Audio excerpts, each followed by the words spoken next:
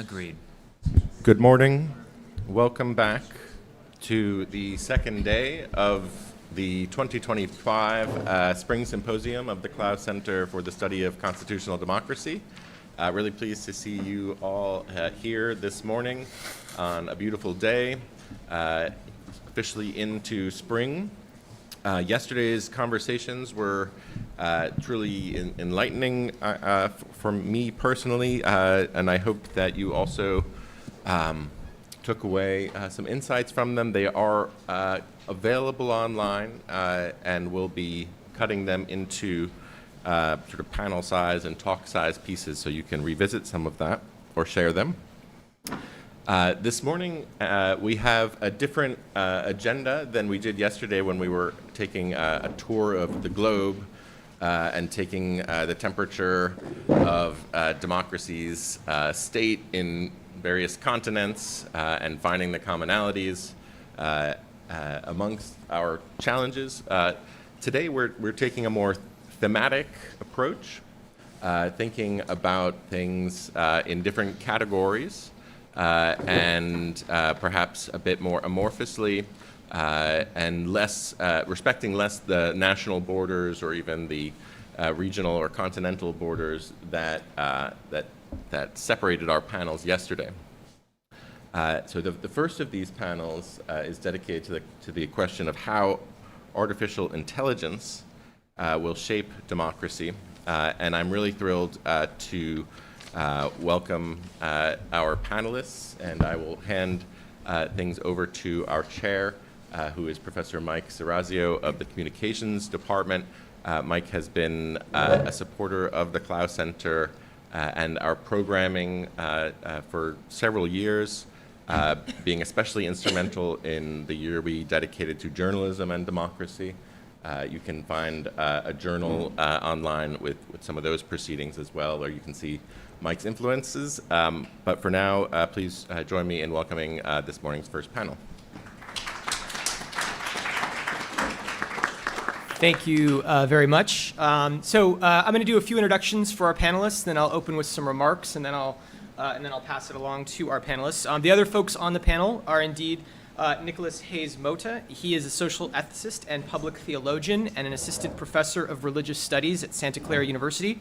Working within the Catholic tradition, his primary research explores the role of religion in democratic public life, the ethics of democratic citizenship, and the possibility of a politics of the common good in today's highly pluralistic and often contentious societies.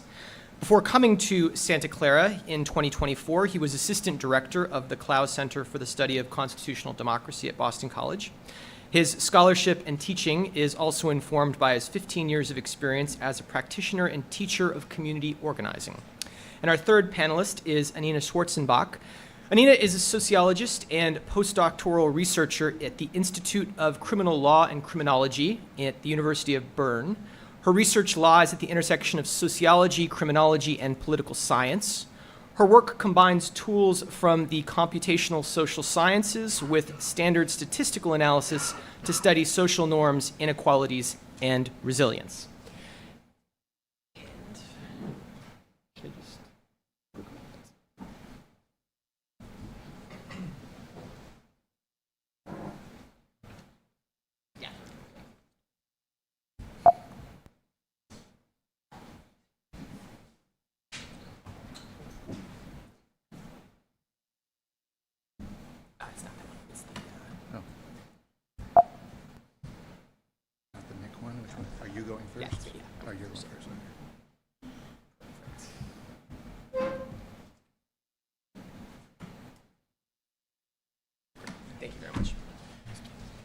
So as a lead-in to the subject of AI, politics, and democracy, I'd like to start with an AI clip that went viral a few weeks back.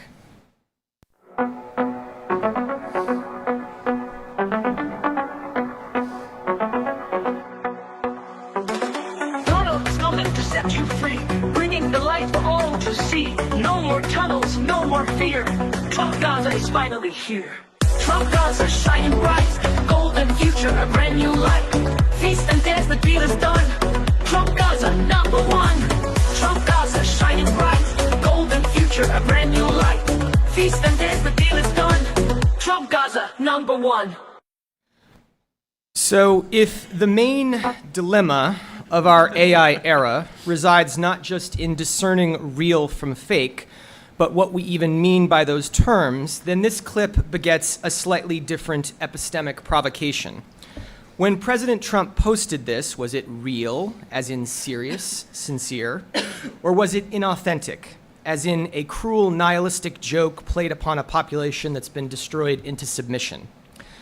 Because it feels to me, at least, more the latter. I would argue that this isn't actually an ad selling Gaza reconstruction or imperialist foreign policy or even Trump's gaudy aesthetic style. The substance of media content forever distracts us from the impact of the form that it takes. Intentional or not, this is an ad for AI itself. And that makes more sense. For the past few years, there has been a massive financial and ideological investment in getting people to adopt AI into their daily lives, both personally and professionally.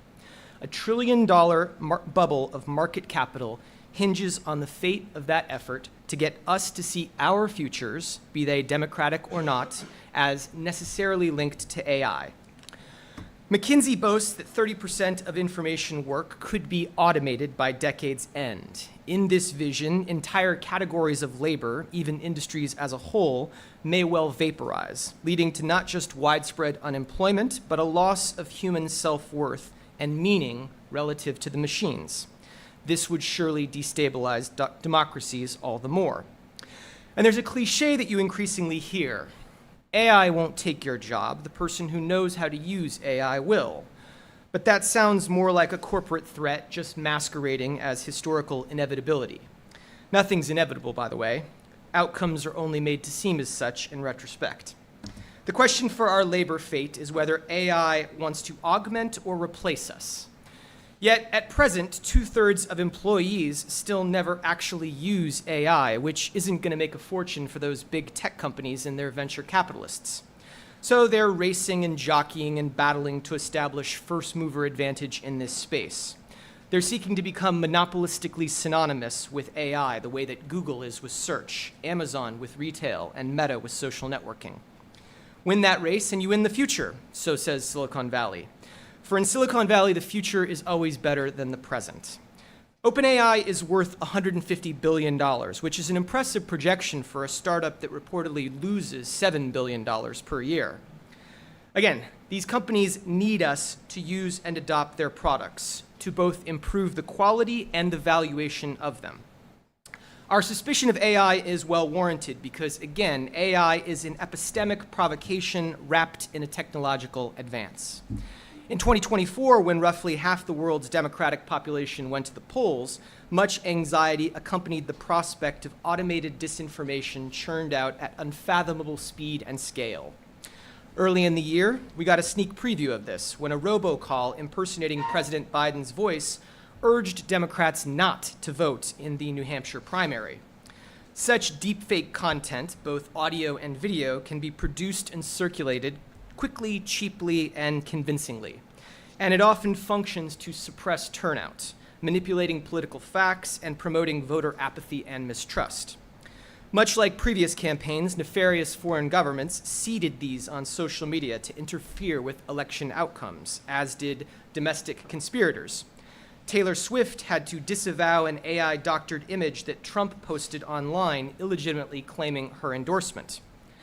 Chatbots hallucinate, sometimes propagandistically. One study found that only 3 of 5 common AI platforms correctly answered the question, who won the 2020 US election? Another study found that almost half of the images alleging election fraud were AI created.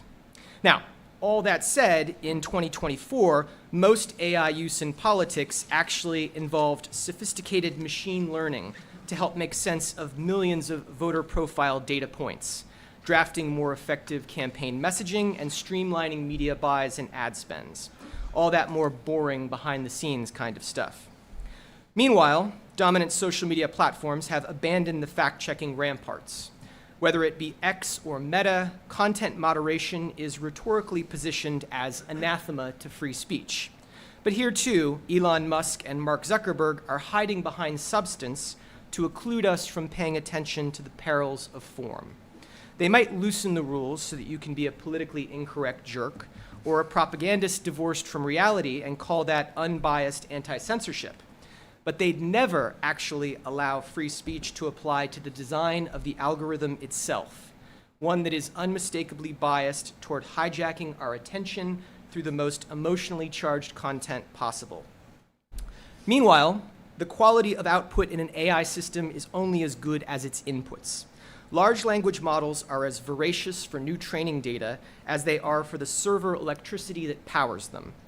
Depending on your legal interpretation of fair use, a massive amount of that data has been scraped or stolen from the open web without consent, triggering lawsuits like the New York Times against OpenAI. Much like social media before it, AI systems need our participation, our content, to stay sharp, dynamic, and thus profitable. But they're running out of data to binge on. The Times is actually the rare news organization partnering rather than suing rather than partnering with AI companies, selling access to journalistic content, the stuff upon which democratic futures depend, at what I think is a short-sighted price. Recall a decade ago, these same news companies hitched their business models to social media distribution, which did wonders for traffic until Zuckerberg turned off the spigot and prioritized family and friends content over current affairs-oriented content. Gobs of what is being called AI slop increasingly populate internet search spaces, social media feeds, and your undergrad's term papers. Synthetic, spammy sludge that's effortless to churn out at monumental scale and therefore holds little informative or democratic value. OpenAI generates an estimated 100 billion words per day. If AI systems are trained on that polluted AI content rather than high-quality, diverse, human-generated data, in other words, if AI output becomes AI input, that risks model collapse, much like the photocopy of a photocopy of a photocopy is never as crisp or helpful as the original. Likewise, such AI output regresses toward a glitchy, incoherent, narrowed capacity for representing political reality. What happens when the top 10 results on Google all get made from AI fluff? What, for that matter, happens to the news business? Again, a foundation of democratic futures, if readers settle for Google's AI summaries that dominate search results rather than clicking through publisher links. What happens? An estimated 25% loss of web traffic and $2 billion in ad revenue. After 2 decades of falling revenues, dwindling subscribers, and gutted newsrooms, journalism can scarcely survive one more digital innovation. Who will populate the AI sources when content creators can't make a living anymore? And finally, what to make of companion apps? Now one of the fastest growing parts of the AI industry, with millions of users relying on them not for intellectual efficiency or professional productivity, but simple social satisfaction. These will almost surely be deployed by political candidates to give you a more personalized campaign treatment, because that's been the trend lines for decades of micro-targeting persuasion techniques. You could talk to an AI fake Trump avatar about tariffs, sure, but you'll probably talk to him about, I don't know, the wimpy water pressure in showers these days, because that's what the designers and programmers want you to talk to them about, not exactly Habermas's public sphere. And what sort of democratic futures will be possible in a post-literate AI world? The embedded ideal, the meta message of AI, is to have read without ever having to read. Why engage with a text directly when a robot can just cut to the chase on your behalf? That's AI's cult of efficiency, which has informed every engineering breakthrough since the Industrial Revolution. Now, will AI afford necessary tools as all the advertising and ideology pushes on us nowadays? Undoubtedly. But just as we shape our tools, they in turn shape us, and it's usually toward unreflective, unintentional ends. There will be ideals and values that we cherished before, democratic even, but now in the AI era, they will matter less for the sake of efficiency. So when we're sold these messages about AI, just remember, you don't have to believe them. Thanks very much for listening, and I'll turn it over to Nicholas.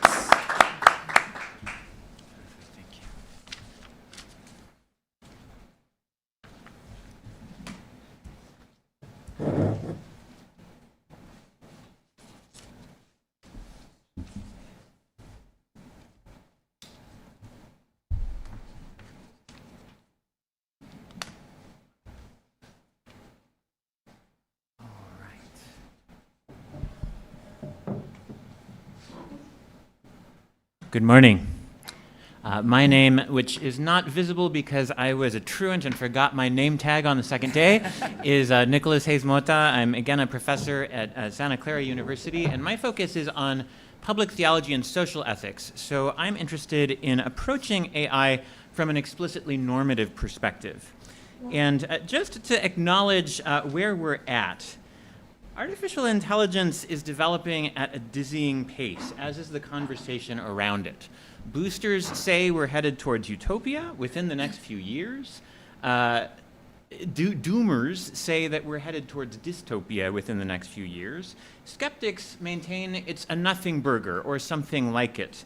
And in the midst of all of these voices, how do we begin to get ethical and political traction on some of the salient issues raised by AI? For the purposes of our gathering, how can we understand some of the key relationships between AI and democracy? What are some of the salient risks and opportunities AI presents to democratic societies? Those are the questions I'd like to begin to get on the table in these brief remarks. And I'd like to suggest that deliberative democracy poses an especially illuminating framework for thinking through some of them. Before I begin, just a little bit, when we're talking about AI, it's important to acknowledge we're talking about a pretty diverse family of technologies, from good old-fashioned AI to generative AI to the artificial general intelligence that is now the aspiration of many developers. And there's also a spectrum from algorithmic technologies, which we've been discussing for a while, to artificial intelligence. And that has some bearing on what I'll be saying. So I'd like to start by giving a little bit more flesh to this concept of deliberative democracy.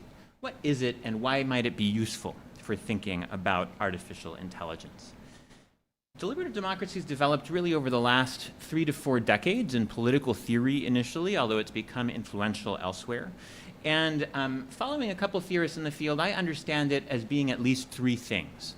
The first is a theoretical model of democracy, an alternative to other models that understand democracy in more minimalistic terms, as a set of institutions premised on majority rule, elections, rule of law, etc. Also an alternative to conceptions of democracy that focus only on the normative principles that underlie it, such as equality, liberty, and so on. Both of those are important to most deliberative Democrats, but deliberative Democrats go further and say a critical benchmark for a democratic society is having spheres where the public, i.e. the body of citizens, can actually engage in shared reasoning together about issues of common concern.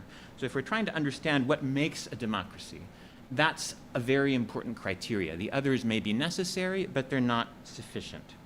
And there are many different ways of formulating that comprise some of the major debates in the field. But this focus on public deliberation, reason-giving, mutual justification for our public decisions is critical to deliberative democracy.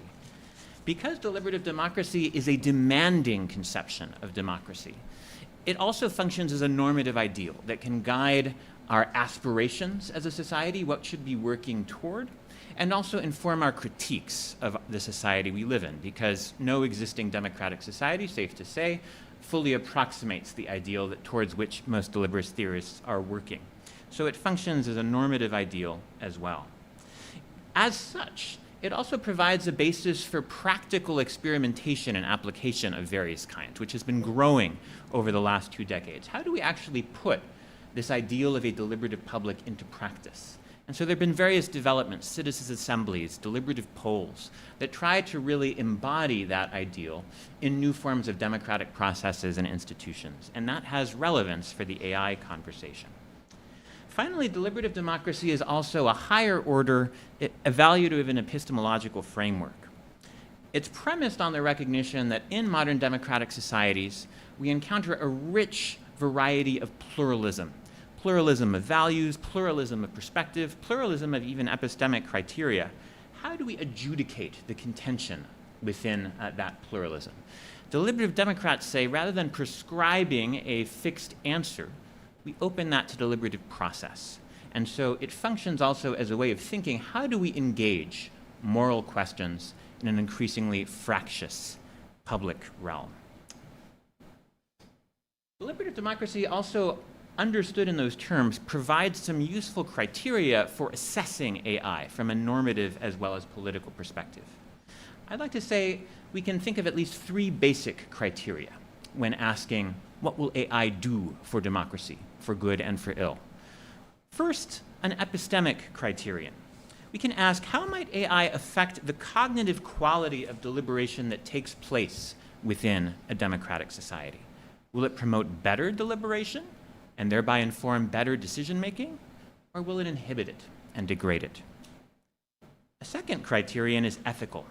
Most deliberative Democrats would acknowledge that the practice of deliberation depends on certain values. We need to have values of mutual respect, taking each other seriously, being honest, being fair, being reasonable, being civil. How might AI contribute either to the promotion or the undermining of those values that are critical preconditions for the practice of deliberation in public? And then a third question is a purely democratic criterion understood in terms of participation. How might AI contribute to the extent of participation in deliberative processes within a democracy? Does it expand and enhance citizens' capacity to engage in meaningful deliberation with each other, or does it actually shut it down? Right? And just to note here, one of the key tensions within deliberative democratic theory has been between really the first and second and the third of these criteria. Many sound practices of deliberation require relatively small contexts, a small number of citizens, often highly facilitated and intentionally structured. How do you square that with the challenge of mass participation? That's also an aspiration of many deliberative Democrats. One of the reasons deliberative Democrats have become interested in AI is because they see potential for trying to bring those three commitments together. Now, on the negative side of the ledger, and this goes to many things Professor Serrazio was saying earlier, I think it's important to acknowledge the prospects of AI contributing to deliberative democracy as it's presently instantiated are not all that good. There are dangers on all three of these fronts, starting with obstacles to the epistemic criterion. AI engendered misinformation, disinformation, deep fakes are already poisoning the information ecosystem on which our public sphere relies for informed public conversation. And that process is rapidly accelerating. This was already an issue with algorithmic technologies. It's become even more of an issue since the dawn of generative AI, because it makes the generation of disinformation much cheaper, much easier. And it's highly accessible even to those who don't have a whole lot of technical expertise in the field. As it does that, it's not only leading to citizens' acceptance of falsehoods, it's gradually eroding citizens' capacity and even motivation to discern the truth, which is critical to the epistemic function of deliberation, as well as their trust in its purveyors, in government, in truth-seeking institutions. And so this is a really serious problem. And finally, AI is also undermining and risks further undermining some of the critical truth-seeking institutions in our society. Professor Serrazio mentioned how it threatens the economic model of news organizations and journalism, which is true. It also threatens the economic model of higher education, another critical truth-seeking institution. So AI is posing some pretty serious epistemic obstacles to democracy deliberatively understood. It's also posing ethical obstacles. Right? Remember, deliberation depends on certain key values, moral preconditions for its practice. How well is AI embodying those, contributing to those right now? Not all that well. Much of what we see, it seems to be exacerbating polarization, fragmentation, mutual distrust, mutual disrespect, uncivility. It's also beginning to risk and could further risk devaluation of human interaction itself. If I can interact with an AI for any number of reasons, why do I need to interact with another human being in the public sphere, especially one who disagrees with me? So this is another front on which we have concern to be worried. Finally, on the democratic front, with regard to participation, already big tech companies, big data, and algorithms were subjecting citizens to highly impactful but non-transparent, non-accountable decisions and non-explainable decisions by automated technologies and the elites who developed them. And with AI, this problem has become even worse, both because it is increasing the pace at which those decisions are being made, but also because of the explainability problem of AI itself. Even its developers don't understand a lot of what goes on under the hood of AI. So given that, how can democratic citizens possibly understand it and hold it accountable? A pretty serious problem. As this happens, more and more decisions of great social impact, potentially massive economic impact, for example, are being removed from citizen input.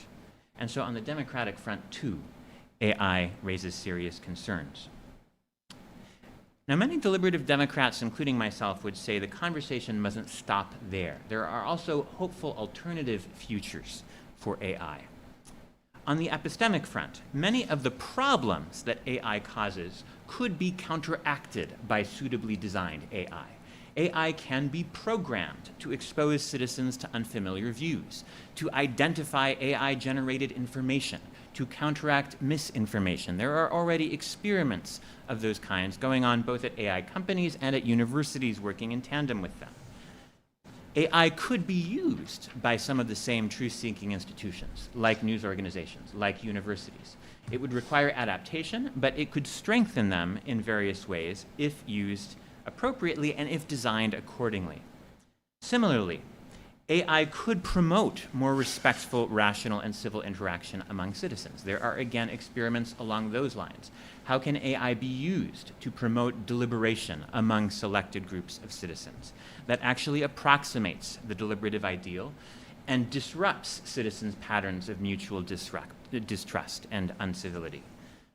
It could be used to support rather than replace human engagement. One of the major discussions in the AI field, particularly in AI ethics, is how to create a human-centered AI, one that enhances human capability rather than substituting for it. And that has bearing in the democratic sphere as well. Finally, as I mentioned earlier, and this to me is the most exciting possibility in a way, AI could make mass deliberation at scale possible in unprecedented ways, because deliberation is difficult, it's expensive.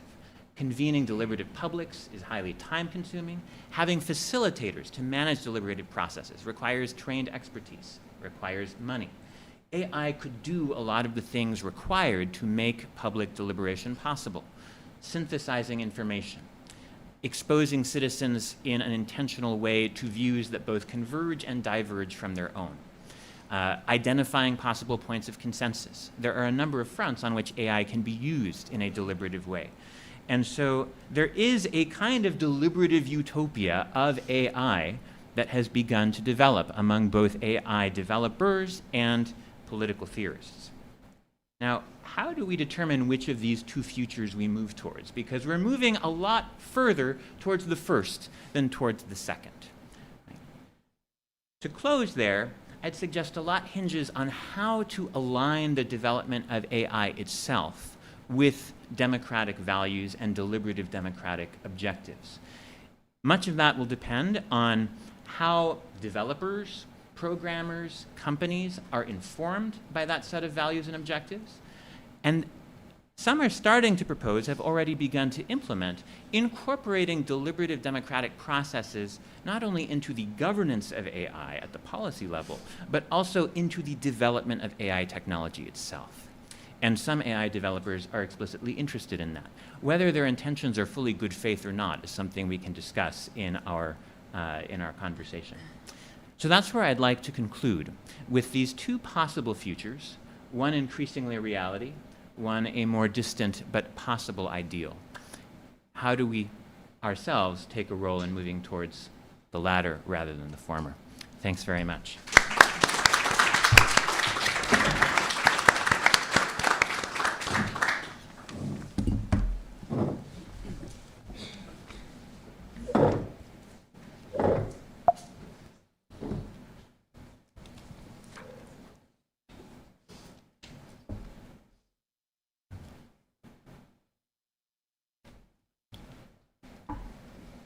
Good morning, everybody. I want to start by thanking Jonathan and the Clough Center for inviting me here. It's a real pleasure to be here and to speak about a topic I'm very passionate about. So my presentation explores the consequences of embodied artificial intelligence, or embodied AI, for society. I argue that the concept of resilience helps us understand both the vulnerabilities and the opportunities of embodied AI for democracy. So what is embodied AI, you may wonder, if you haven't come across the term yet. It refers to AI systems that are integrated into physical bodies or devices, like typical example are robots. These systems interact with the environment through sensory-motor functions and situational awareness, enabling a feedback loop where physical interaction continuously informs and refines decision-making processes. So I brought a couple of examples to show how embodied AI is rapidly transforming key social domains. In education, you have Captcha AI, the robot that delivers interactive lessons using gesture recognition and real-time engagement to enhance learning. In healthcare, you have Paro, a robotic baby seal that offers companionship for elderly patients and is said to improve mental well-being. At least that's what the company claims. In security, you have K5, here seen as patrolling the streets of San Francisco, that autonomously patrols designated areas, collecting and analyzing environmental data to assist security operations. In disaster response, then, you have Photokite Sigma, which is an unmanned drone aerial system, and then you have Colossus that is employed for firefighting. And then obviously you have, I couldn't not mention Boston Dynamics since we are here, one of the most well-known probably, the Spot Robot Dog.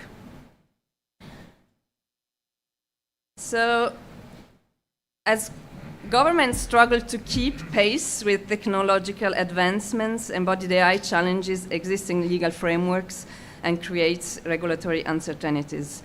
In my opinion, two issues emerge when considering the societal implications of embodied AI.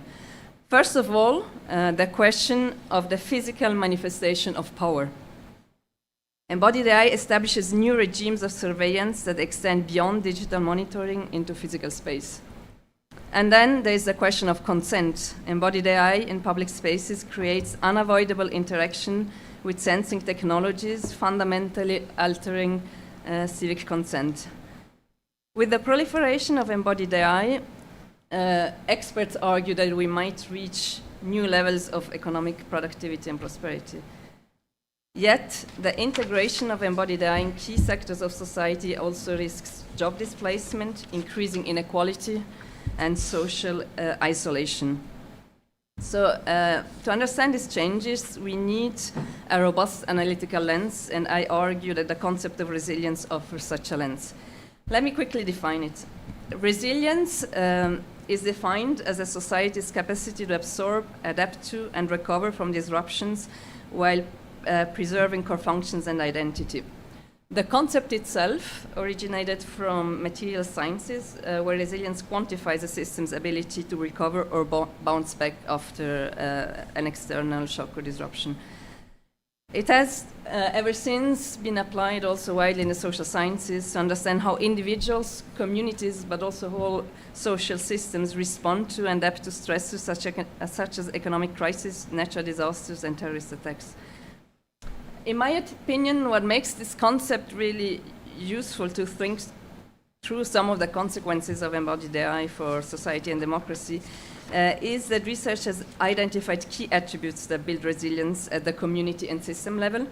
And among these are trust, cooperation, self-organization, diversity, continuous social learning, and adaptive governance.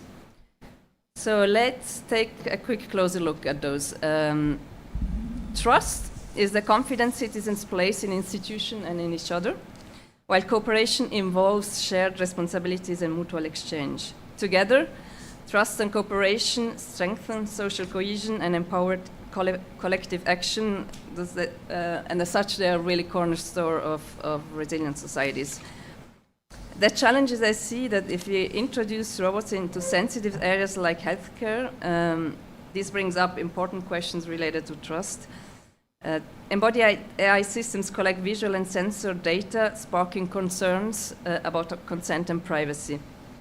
In our homes, while autonomous robots might offer emotional support, they risk undermining community bonds and deepening social isolation, bringing to what experts call digital loneliness, by replacing genuine human interactions with superficial digital connections. So we really need embodied AI systems. We need them to be designed as such that they support human cooperation, incorporate community oversights, and operate under transparent protocols, so that they garner greater trust and are better positioned to complement response efforts, preserve genuine connections, and address locally defined priorities. Then we have self-organization, which is more at the systemic level and consists of multiple independent yet interconnected modules that enable decentralized decision-making. And why that is important, you just have to think what happened at Heathrow Airport. So it's a question of resilience there as well, and of systemic resilience. Diversity implies maintaining a variety of institutional types and governance models, each offering unique perspectives while ensuring that technology serves all members of society. Together, self-organization and diversity mitigate single points of failure, and thus they are really key to systemic resilience. The risks I see is that if embodied AI is centralized, has a centralized decision-making in the hands of only few technical experts rather than democratically elected representatives, we really put self-organization and diversity at stake. And also, these systems may widen the digital divide because they turn access to advanced AI technologies into a privilege for affluent communities, while marginalizing others, thereby deepening existing inequalities. So we need systems that are embedded in programs that enable diverse community members to meaningfully participate in oversight, regardless of the technical background of the involved individuals and stakeholders. Finally, for continuous social learning and adaptive governance, those are important because these are kind of more the process and mechanistics where we gather feedback, learn from past experience, which is also key, and iteratively define policies and practices. And they help to sustain resilience over time. So as embodied AI advances, and AI more generally, it will surpass human capabilities in tasks execution and knowledge acquisition in a variety of domains. So I really believe that we need to challenge our educational systems to shift from traditional knowledge-based models towards approaches that emphasize creativity, critical thinking, emotional intelligence, and ethical reasoning, areas where we as humans arguably still hold an advantage and which are critical for an effective AI oversight. So let me conclude. Embodied AI presents democratic societies with profound opportunities alongside unprecedented challenges. Its physical presence that manifests power in public spaces, changes civic consent dynamics, becomes embedded in critical infrastructure and establishes new surveillance regimes through advanced perception capabilities, influencing everything from personal healthcare to public safety and civic participation. In this context, I feel like resilience proves to be a double-edged sword, because what we surely do not want are highly resilient embodied AI systems that are operating without any human oversight. These systems are characterized by self-organization and autonomous decision-making and may develop emergent behaviors that elude human prediction and control. Ulrich Beck, the sociologist, warned in his Risk Society theory that technological advancements often yield unintended consequences that must be anticipated and governed. What we do want, I feel, and what we do need is to invest in a proactive human-centered resilience, to move towards a future where embodied AI reinforces democratic values, strengthens social cohesion, supports human decision-making, and empowers communities alike. I feel like that as we look ahead, the question is not whether embodied AI or AI more generally will transform our society, but rather whether we can cultivate community and system-level resilience to ensure that this transformation upholds and expands democratic values. The future of democracy depends on our ability to maintain human-centered resilience and to adapt, learn, and grow in tandem with the technologies that increasingly define our everyday lives. Thank you.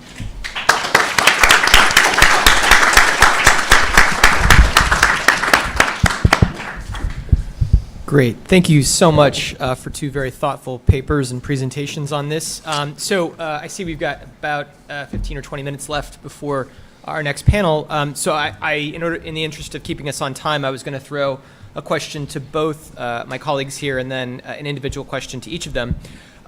My opening question here is both of your presentations outline both the risks and challenges and opportunities very thoughtfully.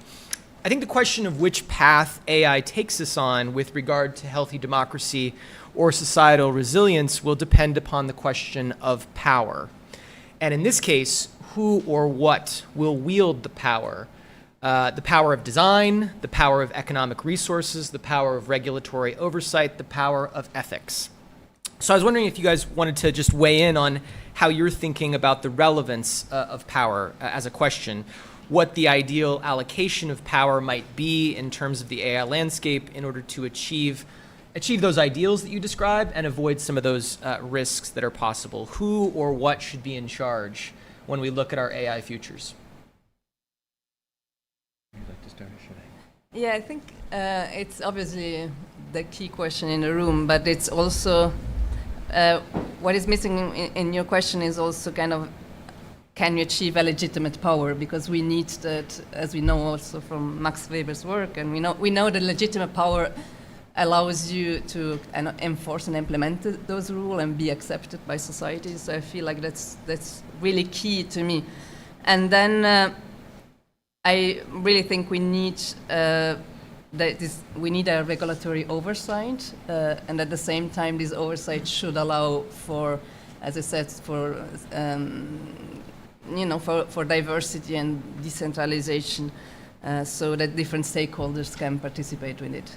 And we have some examples how that could work or problems that arise if we think of the financial system or if we think of nuclear weapons and so on. So there are examples there, and there are experts in this domain that might help us to kind of shape the best, the best policies around it.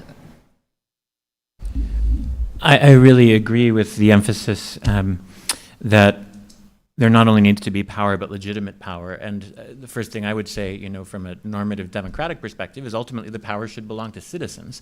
That's what will make it legitimate. And that's precisely the problem. How do citizens exercise power over massive tech companies they do not understand, whose operations are largely occluded from them, right? And that's also a problem for regulation. If you've looked at some congressional hearings concerning tech companies in the last decade, they are not exactly encouraging sights. Legislators literally do not know what they are talking about often when discussing technologies, and they're humiliated for it, right? And so I think the power problem is a really serious problem. I think regulation and strong informed regulation is certainly a part of the solution. The EU, from the vantage point of citizens' rights, is far ahead of the US on that front. But there we have a power problem as well. The EU does not have the big AI companies in it. It does not have the market power we do. And our regulations, on the other hand, are far less adequate apart from national security concerns. Trump revoked Biden's executive order on AI, one of his first acts in the office, and so that's further complicated our regulatory situation here. I think a critical part of changing that dynamic, two things I would say. One, I do think there's a role for persuasion of AI companies themselves, that it is in their interest, precisely because AI is increasingly unpopular. We have a lot of polls showing that, right? There are lots of questions. What values are informing their development of AI, and so on. it is in their interest to actually have citizen input so they have compelling answers to those questions. And there are people, there's, for example, a deliberative Democrat entrepreneur, you could say, named Aviv Ovadia, who's explicitly trying to mobilize tech companies around that argument. But at the same time, I think you need citizen power, ultimately, to hold them accountable and to make AI an issue for the government. And so I think, we talked yesterday about how the Democratic Party is struggling for a vision for the future. I think AI regulation, if AI does indeed have such a potentially massive effect on so many factors of our society, AI has to be part of the new political program it's trying to formulate. How to make that compelling to citizens is going to be a communications challenge, but there's a lot to say, and there's already some public opinion to draw on. Very thoughtful, and where you started us there is actually a topic that I wanted to throw a question to Anina. You talk about the kind of black box quality, the kind of lack of understanding and transparency that exists within these systems. Anina, what you presented on was a version of AI that is much more visible, much more tangible. And I'm wondering if you might want to reflect a little bit on the upshot of that visibility and that kind of tangibility of AI relative to much AI that operates in the background, that operates at the level of algorithms, that's sort of hidden from us, as opposed to the embodied robots and the embodied devices that you described there.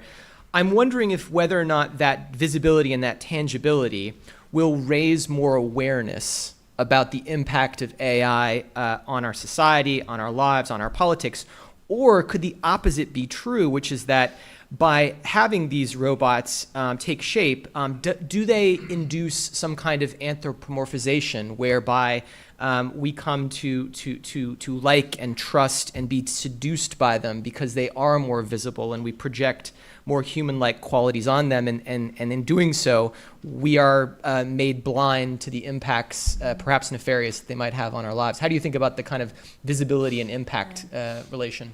I mean, first of all, I think both embodied and non-embodied pose huge challenges, and there is not the one is kind of more threatful than the other. So in a sense, but I chose it because it's easier to think through some of the attributes of resilience that I showed you, just because it has this visible quality that is so important for us humans, and gestures and mimics and the feedback that we get.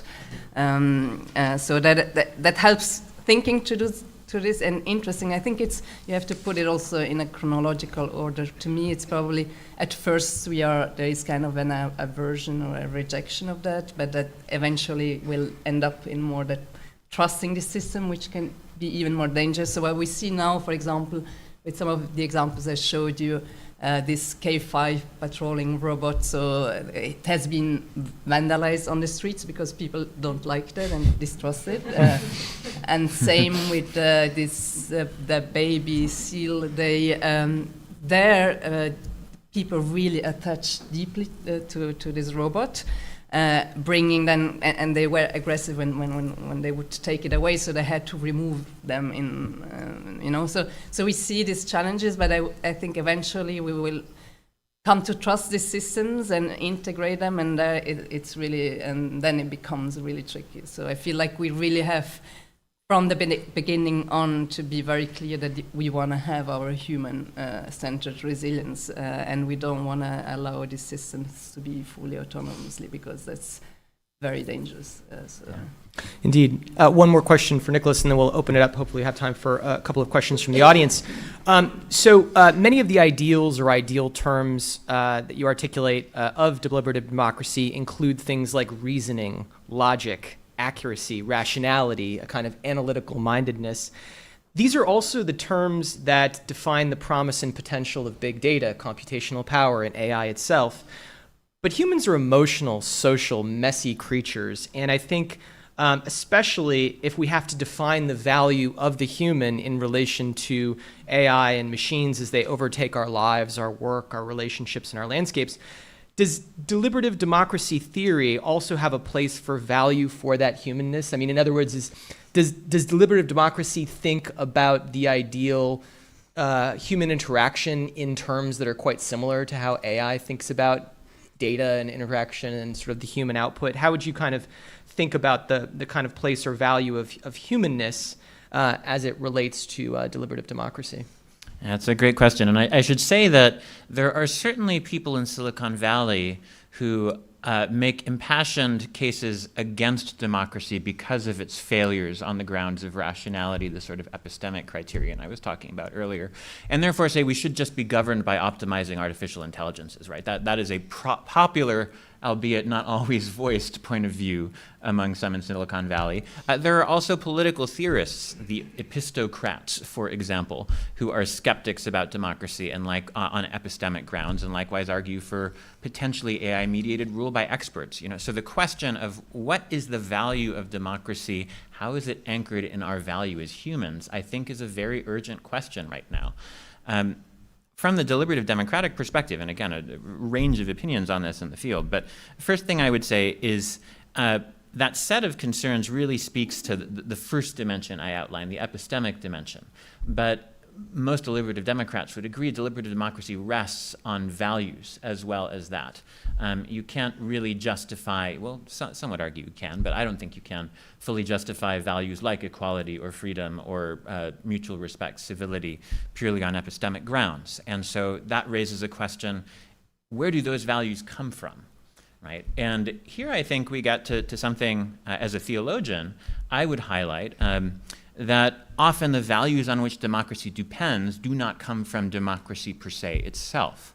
Jürgen Habermas acknowledged that in some of his dialogues with religious leaders like Pope Benedict XVI. We may depend on values in secular societies that have deeper roots than our own secularity. And so I think there's a role for traditions, moral traditions, religious traditions, philosophical traditions that can articulate a deeply grounded identity and valuation of the human to bring those into our public sphere today. Right? As a deliberative Democrat, I would say those values will be justified through the process of deliberation. But you can't just derive them necessarily. Right? And I think that's very important. I was just reading this morning the Vatican's document on artificial intelligence of Ancient and New Things, Antiqua et Nova, that came out about 2 months ago. And I think it's one of the most compelling articulations of the human in this context that I've yet encountered. I'm biased, I'm a Catholic theologian, so I would say that. But I would commend it to you if you want a sense of how you might go about that process. The starting point of that document is saying, what is the fundamental difference between human intelligence and artificial intelligence? Right? We need to get clear on that first before we can answer a lot of these more applied ethical questions. And so I think that's very much a conversation we need to have. Very thoughtful indeed. I do want to keep us very much on time, but I think we have an opportunity for one or two questions, and we'll just start right here. This is a question mainly, I think, for the first two presenters, although I'd be interested to hear all three of you respond to it. In the first two presentations, at least, I heard more or less explicitly a common account of the threat that AI poses for democracy, which has to do with the ways in which AI can make certain forms of manipulation, disinformation, propaganda easier to produce, easier to disseminate, more seductive, so on and so forth. That's a compelling story. But what do you make of the growing literature that shows that some of the dynamics of incivility, of dysfunction, of willingness to use non-democratic means to get to achieve your ends are positively correlated with high degrees of political information? Mm-hmm. It looks as if misinformed people are far less vulnerable to certain forms of democratic dysfunction, and people who report high levels of political engagement, people for whom politics is very salient in their lives, self-reportedly, and people who seem to have a greater command of the facts seem more uncivil. Yeah, I mean, I take that research very much to heart. I think, to put a point on it, the more you know, the more you can deceive yourself, and the more you can dismiss other people who you don't think know what you do, right? And so being better informed does not necessarily mean being a better citizen or a better deliberator, quite the opposite. I think that's a larger thing we need to wrestle with as a society right now. And I think it also does You also need to put it in the context of the fact that there is a gap in the education level of voters for who supports which political project, right? That also needs to be weighed into the calculus. But I think to the point about AI-generated misinformation, take the example of the last election in the US. If economic issues were indeed the #1 issue for voters, if inflation was a primary concern, particularly for lower information voters, how much information do they need to motivate them to take action on that issue? Potentially just encounters with a few pieces of disinformation. So even if you're not a high information consumer, misinformation or disinformation targeted in a particular way can, I think, highly influence your voting behavior. So it's still a problem, I would say. I'm not sure the solutions would look the same necessarily, and I wouldn't be one to say that AI is going to solve all of the problems it creates. But I do think there's a lot of pieces to that issue.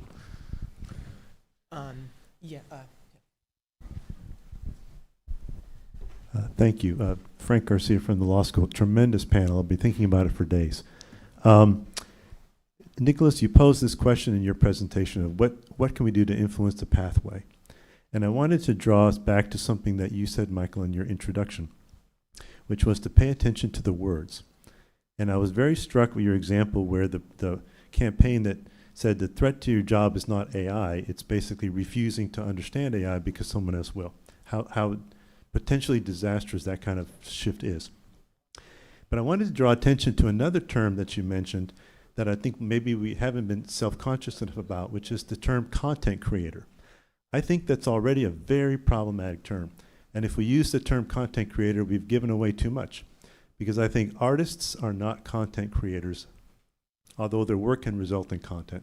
Teachers are not content creators, although our work results in content. And it seems to me in paying attention to words like that, we realize we've already conceded the main argument. And I wonder if there are other words like that circulating in this conversation that need that kind of attention. It's such a great point. I could talk about this all day long. I think by seeding the term content creator, what we're doing is we're thinking along the lines of how the technologists want us to think, right? They're simply interested in the medium itself. It doesn't matter whether the thing that flows through their wires is an in-depth investigation of corruption at City Hall or a selfie by, an influencer, a micro-influencer, right? To them, the content itself is flattened, right? And it's all equally valued because it doesn't matter what's passing through the wires. It's just the wires are themselves what matters. So I suspect there's probably other language. Off the top of my head, I can't think of anything, but I think your point about flattening the nuance and value, relative value of content to simply call it content is for sure a mistake.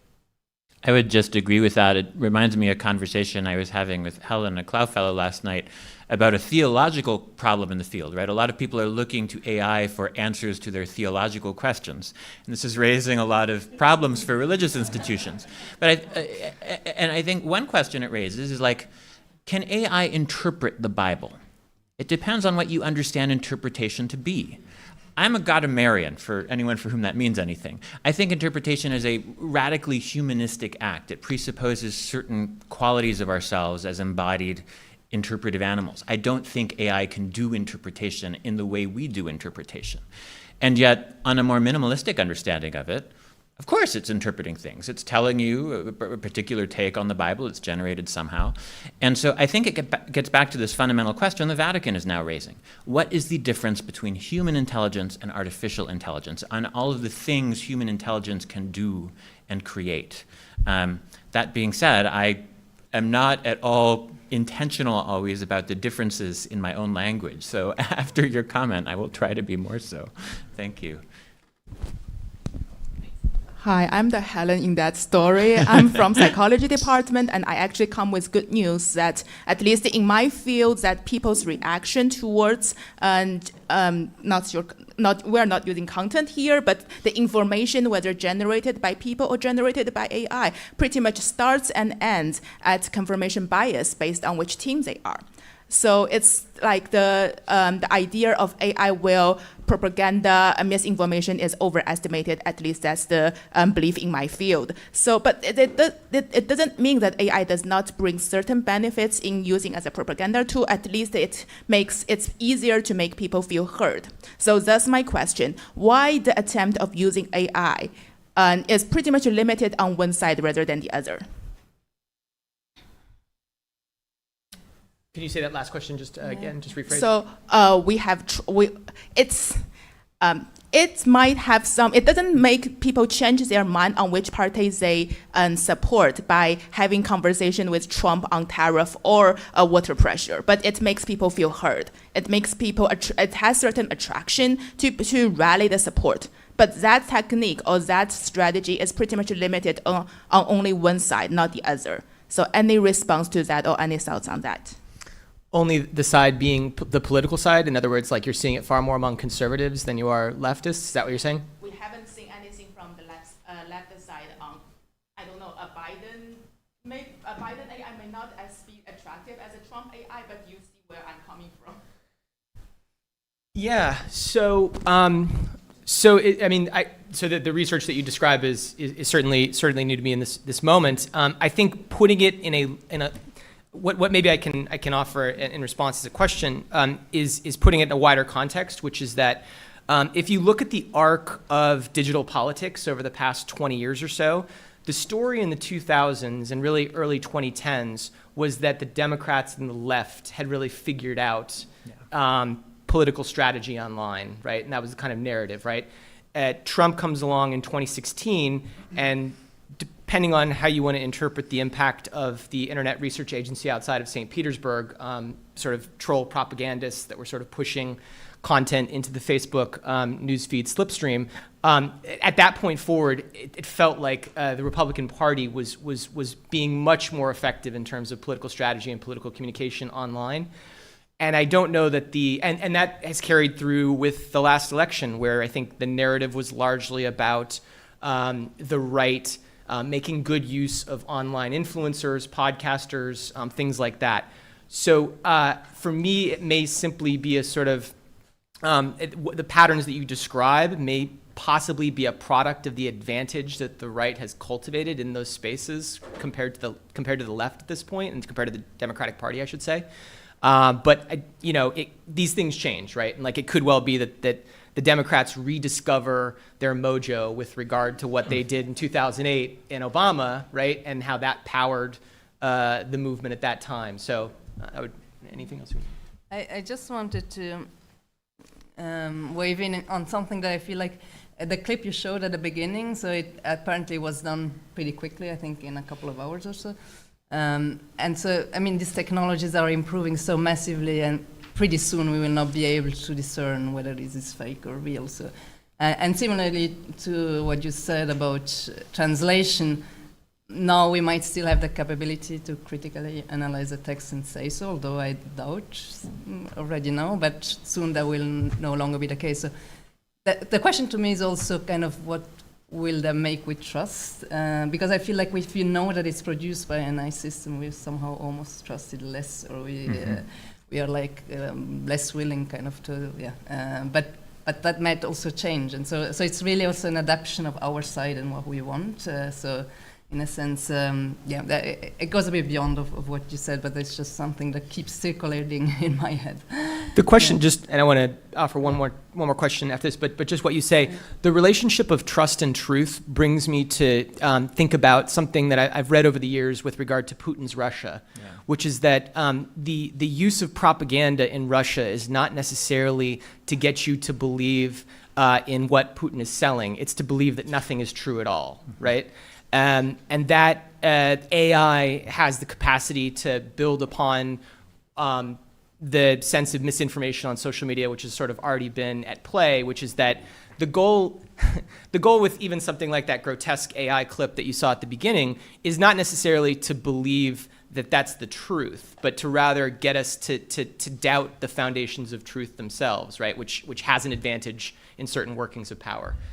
If I could jump in really quickly, one last point I'd want to make in response is it's relevant to consider the political alignment of Silicon Valley itself, which has changed. Right? Part of the reasons the Democrats had such a good game earlier was because Silicon Valley was really on their side pretty monolithically. When Peter Thiel came out in favor of Trump the first time, that was a real outlier. And now you have a lot more of Silicon Valley that's gravitated to Trump, even before his election, in part out of reaction to the more aggressive attempt of the Biden administration to regulate them. Right? And so managing the politics of Silicon Valley when it has so much power is a very formidable task in itself. And I think that does have something to do with the dynamic we're describing.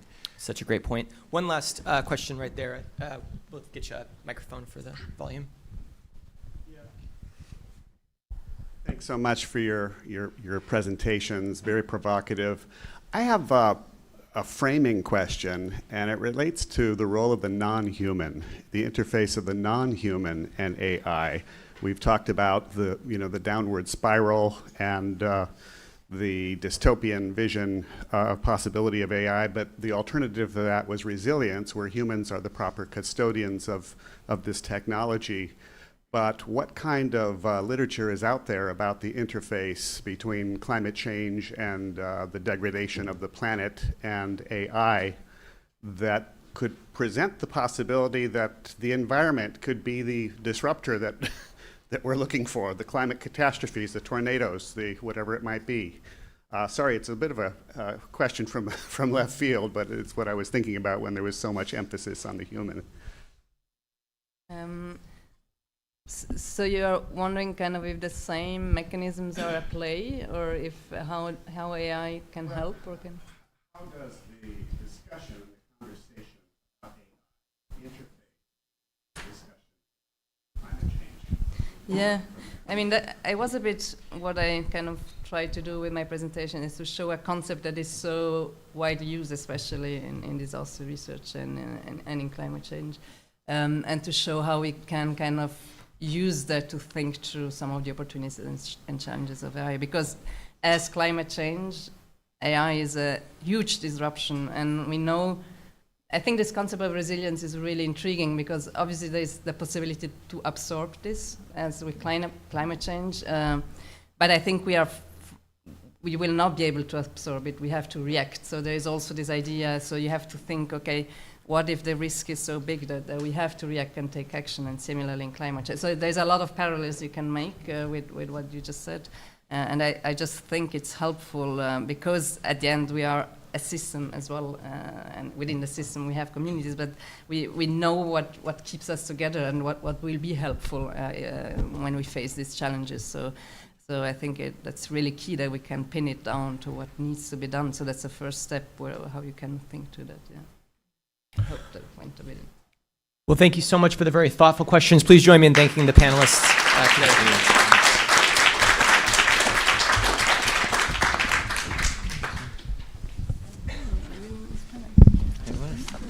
So we are going to move straight to the next panel, and I am very pleased to hand the microphone over to my colleague Fernando Bizarro, who is an assistant professor of comparative politics in the political science department and a real asset to the Clough Center since the moment of his arrival. And he will be chairing our next panel on the topic of the economic and cultural foundations of democracy.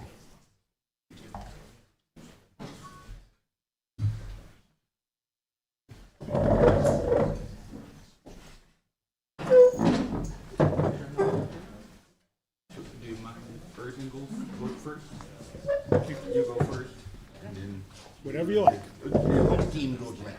Where should I say? Anywhere, just gonna the baseball rules. The home team goes last.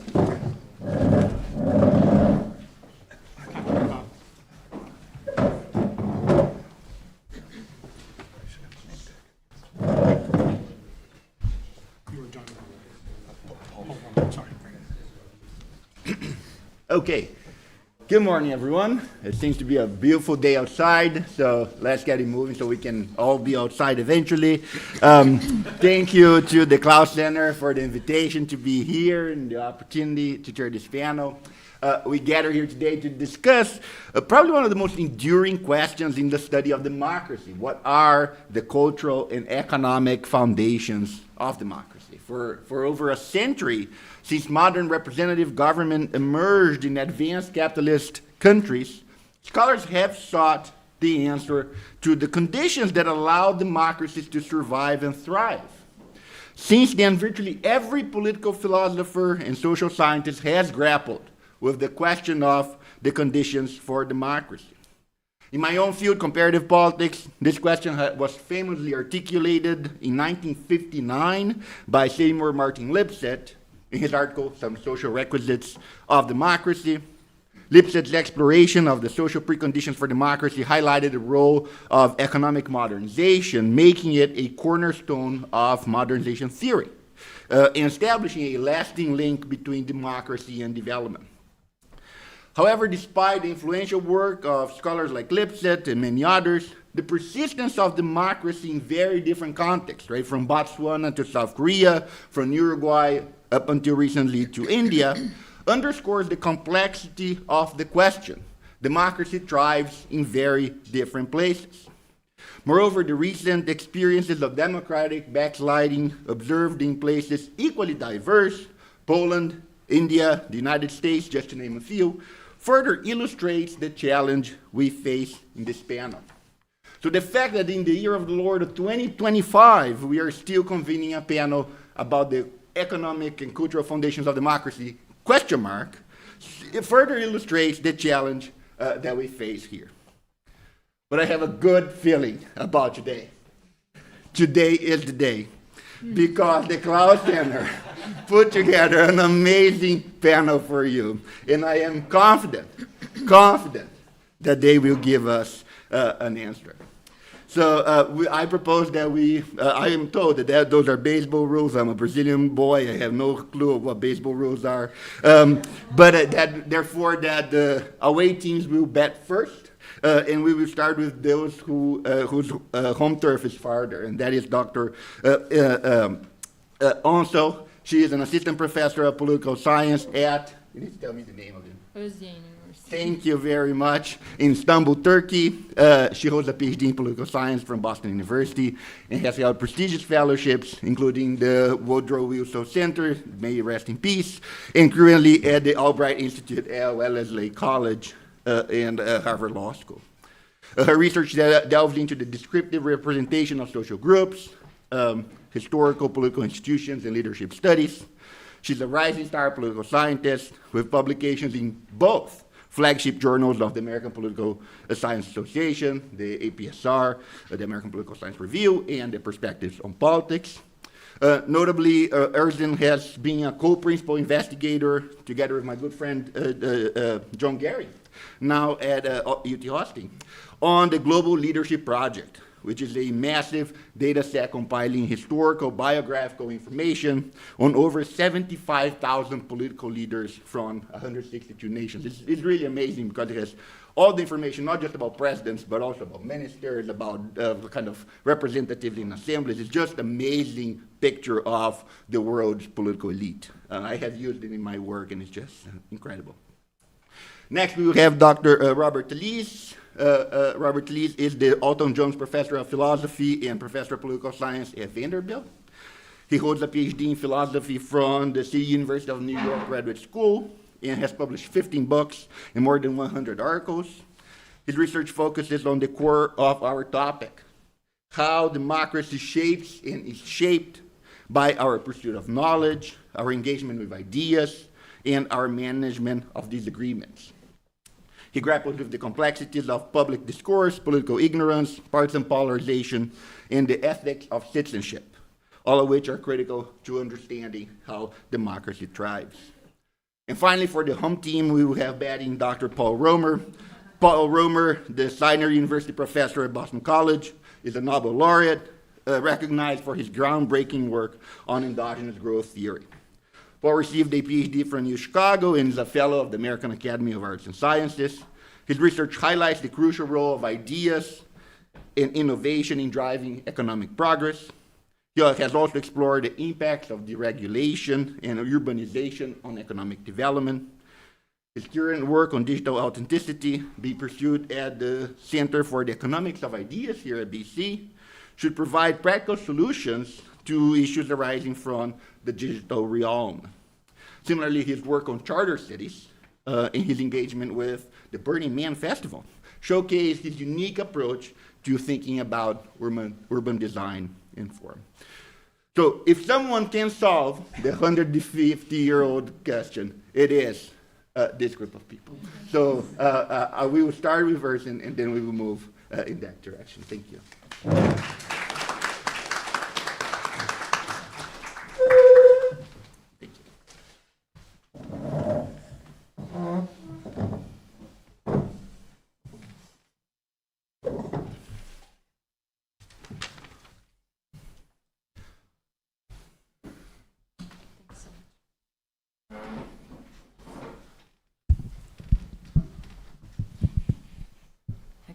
Hello, everyone. Fernando, thanks so much for that generous introduction. I want to first thank Jonathan and Clough Center for this opportunity to engage in a critical and timely conversation about democracy. It's a pleasure to be a part of this conversation. Today, I want to just focus on an essential yet often overlooked dimension of democratic governance, which is descriptive representation. Democracy, as we know, is not just about elections, laws, institutions. At its core, democracy is about who sits at the table when decisions are made, right? It's about who gets to speak, whose voice are heard, and whose interests are reflected in policy making. Yet, we must ask ourselves, do our institutions truly reflect the diversity of the societies they govern? Even in long-established democracies, we see disparities in representation across gender, ethnicity, socioeconomic status, and other social categories. If democracy is to live up to its promise, it must go beyond procedural mechanisms and ensure that political representation is meaningful and inclusive. I want to explore the structural constraints that shape representation, why some groups remain underrepresented despite institutional reforms, interventions, and why increasing participation does not always guarantee inclusion.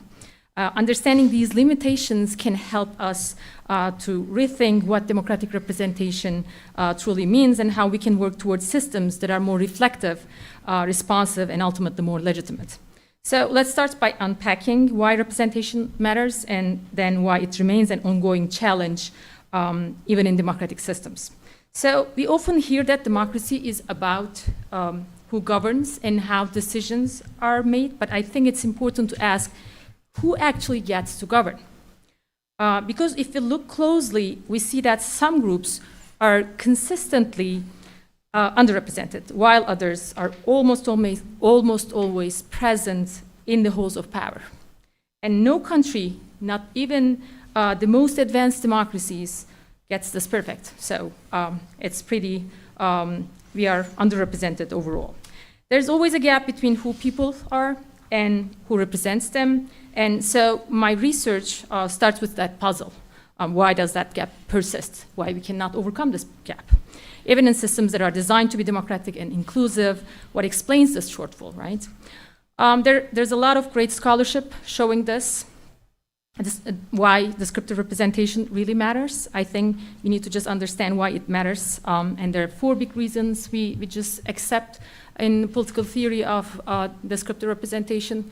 First, symbolic importance. When people see someone who looks like them or shares their background and positions of power, it sends a powerful message. We know that.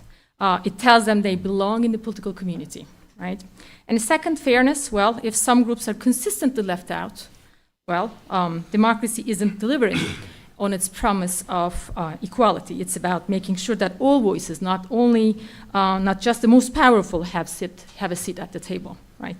And third, in terms of information and communication, well, leaders from diverse backgrounds bring unique perspectives, and they are often better equipped with understanding and articulating the needs and experiences of the communities they come from. So that improves the quality of policymaking. And finally, when trust is also something that matters, when marginalized groups see themselves represented, they are more likely to trust political institutions and feel politically engaged.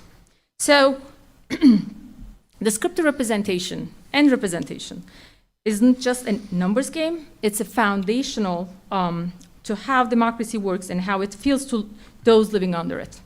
And in most political science research on descriptive representation, scholars tend to focus on two main approaches. First, institutional and societal explanations, which includes looking at things that like countries' political institutions, political system, its electoral rules, party system, etc., as well as educational level, socioeconomic status, development of the country. So these factors absolutely matter, so there's no question there. But they don't tell the whole story. Why do we still have underrepresented groups, even in most democratic countries? So, and identity is often examined in isolation. A lot of studies focus on just one type of identity, like gender, ethnicity, within a single country, and mostly in a single political body, national parliament. So this gives us a valuable, all this gives us valuable insights, but it is to some extent limiting. It doesn't tell us how different identities intersect or how representation looks across different systems globally. So we can start by asking this question: what level of representation would we expect simply given the composition of a society and the size of its political institutions, right? So this might be the main question we might start asking. So in other words, if women make up half of the population, and a legislature has 100 seats, right? We would expect about 50 women, right? But we know that's not what happens. So we build a model that predicts what should happen based on population and structure. And then we compare that to what actually happens, right? So think of it this way. If we were to randomly select members of a legislature from the population, how well would they mirror society in terms of gender, ethnicity, religion, language, or intersectional identities, right? That expected level becomes our benchmark. So what is our expected level of representation? So to be able to do this, we compiled a global data set with over 75,000 political elites from countries all over the world, and we looked at 6 different types of political bodies, including executive, legislative, and judiciary elites. And we didn't just look at gender only, we looked into, we tracked 5 identity dimensions, including gender, ethnicity, religion, language, and intersectional identities. So, like being both a woman and a member of an ethnic minority group. Here is a surprising result. About half of the variation in descriptive representation is driven by these structural compositional factors. That means institutions and culture matter, but even before you get to those, the very shape of the society itself and the size of the legislature create built-in limits and opportunities for representation. So we are structured by the composition of the society itself. So when we talk about representation, we can't just talk about norms and party systems and electoral systems, but we need to talk about structure, about the building blocks of politics. You can see the table where I have descriptive statistics, so a sense of scale and scope of the data set, and which just allows us a true global and comparative analysis of descriptive representation, where we do have a great amount of variation in terms of sample.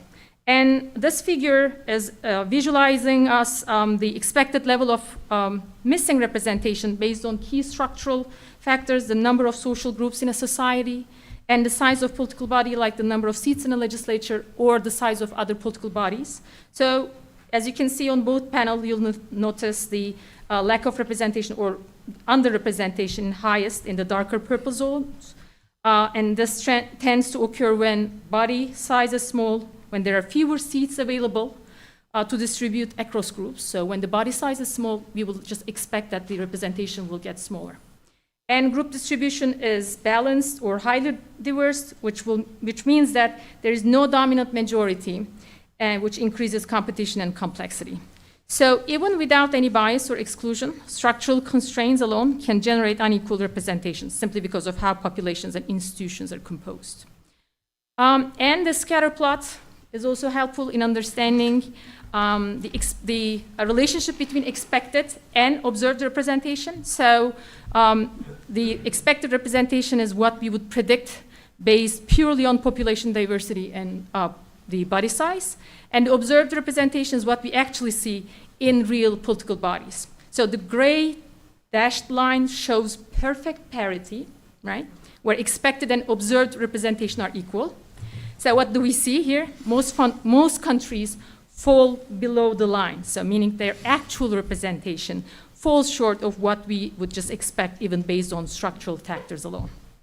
Well, this suggests that institutional and societal barriers like discrimination, political exclusion, or weak electoral systems further suppress representation outcomes. Now, let's take a moment to talk about identity as well. We often group things like gender, ethnicity, religion under the same umbrella of identity politics, but this figure shows us that they function very differently in terms of how people get represented in government. So the horizontal axis, we have something called the representation index, which ranges from 0 to 1, where 1 means perfect representation. So if a group makes 30% of the population and holds 30% of the seats in the parliament, that's a perfect score of 1, right? On the vertical axis, we have density that just tells us how common each level of representation is across the data sets. So if you now take a look at the purple dashed line, that's gender. That is just at the center. And you'll notice it's a sharp peak right around 0.5. So that tells us that in many countries, women consistently hold about, in many countries,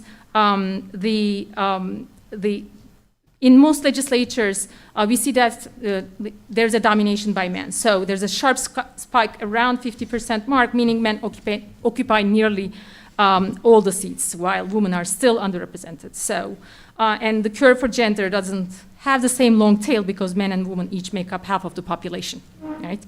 Which is different than any other identities. So then we have ethnicity, religion, and language. Those are the smoother curves clustered just below 1. These groups tend to have relatively better representation on average, but still with some outliers. So some countries do a decent job of including these groups, but while others will fall far short.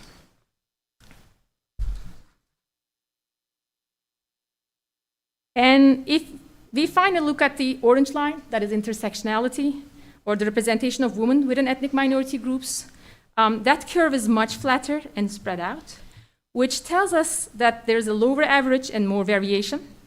People at the intersection of multiple marginalized identities face the steepest challenges of being represented. So if you do have multiple identities that are making you left out, then you are more challenged than any other single identities. So this is where representation really starts to break down. And what's the big takeaway? Well, no country is perfectly representative. Some groups, especially women and intersectional identities, are persistently underrepresented. And that tells us that even in the best case scenarios, structural and social inequalities shape who actually gets a seat at the table. To wrap up, let me leave you with a few takeaways that go beyond the data and speak directly to how we think about democratic reforms, right? Well, representation, we accept that it is foundational to democracy's legitimacy, but what this research makes clear that descriptive representation is shaped not only by political will or party platforms or electoral systems reforms, but by deeper compositional constraints, how diverse the population is and how many seats are available to fill. Larger political parties make space for more inclusion, but as population diversity increases, true descriptive representation becomes more difficult to achieve. And that's not a failure of democracy per se, it's also a structural reality that we need to face. What's striking is that even the world's most democratic countries fall short of the representation levels we would expect under random assignment. So if you want to move the needle on inclusion, tweaking electoral rules isn't enough. So what might be the policy implications of these findings? Well, first, expanding the size of political bodies, especially at the national level, can be low cost, but might have high impact to improve descriptive representation. Well, naturally, there's a limit to this. We cannot increase everybody's size, but it's one policy implication. And second, the diversity needs to be matched with intentional design. In large heterogeneous societies, need stronger mechanisms like maybe redistricting, proportional systems, electoral system reforms, even maybe rotating reserved seats to offset structural underrepresentation.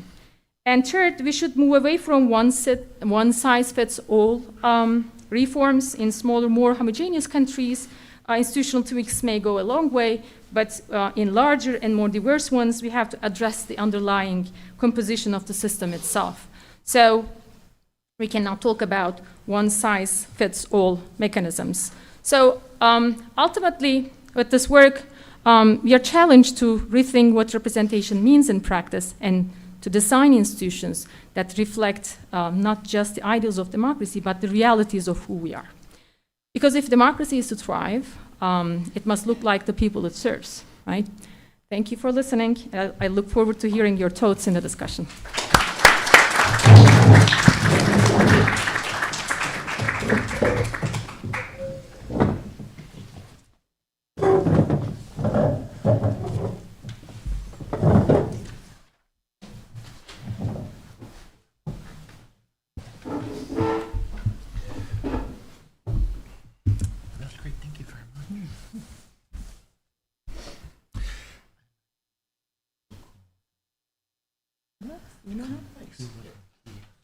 Hello. Thank you all for attending. I'm going to talk very briefly about what I call the non-political cultural foundations of democracy. This is in part a conceptual, but also partly an empirical argument. That the empirical side comes largely from data drawn from the US, but I think that by and large, the data generalized to other developed democracies. So part of what I want to suggest is that democracy's flourishing depends upon a culture of non-political cooperative endeavors. I suspect that to some of you that might sound sort of blasé and not all that exciting. So let me characterize the thesis in a way that might seem a little bit more interesting because counterintuitive. When everything we do together is an expression of our politics, our democracy suffers. That's the thesis that I want to try to at least sketch an argument in favor of. Now, part of making that argument involves talking a little bit about what I'll be meaning when I use the term democracy and its cognates. I think of democracy as an ideal. I think of ideals, at least the certain subset of ideals, as aspirational.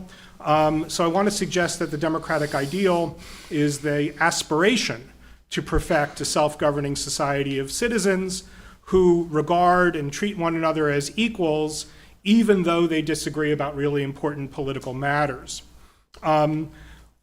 In Q&A or after the session during the coffee break, if you want to query some of the ingredients of that description, happy to talk about that. The real point that's important for this talk is that, at least if you're willing to grant provisionally that that is a plausible way to think about what democracy is, it looks like there are two upshots with respect to civic responsibilities, the civic responsibilities of democratic citizens.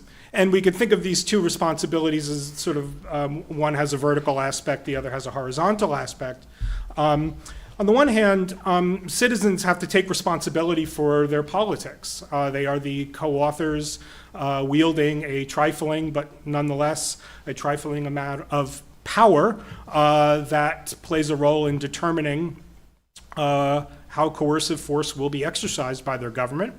And ways of discharging our responsibility for our government is by taking political action, being a participant, being engaged in political matters, building coalitions, so on and so forth. This should all be familiar. That looks to me like it's a vertical conception. We're taking responsibility for a set of institutions, practices, activities that sort of supervene on the citizenry as a collection of individuals.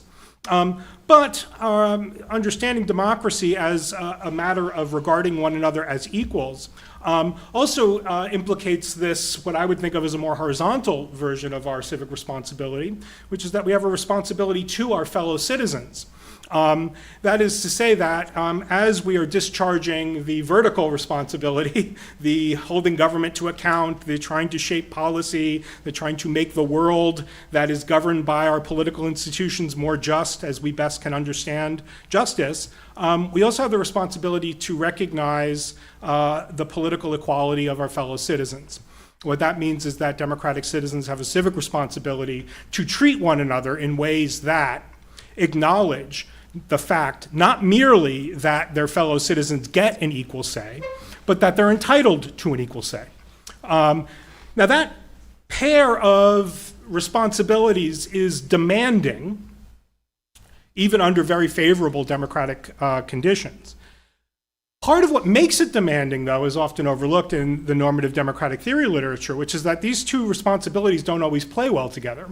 And in fact, they pull us in opposing directions. Politics is often, not always, sometimes politics is about who's going to be the dog catcher or whatever, but politics is often about, big ideals, liberty, freedom, integrity, justice. And it turns out that part of our responsibility in the vertical sense is to try to make the world more just insofar as we are able by way of our political engagement.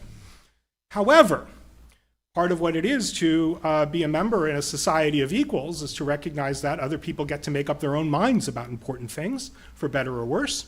And it turns out that treating our fellow citizens as people entitled to an equal say, when you think that large swaths of them are miserably misguided about justice, it's a very, very difficult moral posture to take. You have to think, when the chips are down and the political issues are important, that your fellow citizens are not merely on the wrong side of the question, but in the wrong. They're not merely on the other side of the issue, they're on the unjust side of the issue. If they get their way, the world becomes less unjust. Your part of the world becomes, less just. So sort of there's a balancing or there's a difficulty in maintaining the posture that democracy requires of us morally with respect to the project of self-governing. This posture is made all the more difficult by something I'll call belief polarization. We hear the word polarization, and often people instantly think very naturally of sort of some metric of divisiveness or division, and belief polarization is something different. Belief polarization is not a metric of the distance somehow construed between opposing political camps like parties. Belief polarization is a cognitive and affective phenomena that occurs within groups. So it is a metric of a shift that occurs within or among allies. You don't have to think about the people on the other side of whatever the divide is to get a grip on what I'm talking about here. This is a cognitive and affective dynamic, not strictly political, I should add, that it occurs within like-minded groups whose like-mindedness has to do with all kinds of matters. A group of people who all agree that Denver, Colorado is notable for being high above sea level. The more they interact, the higher above sea level they think Denver is.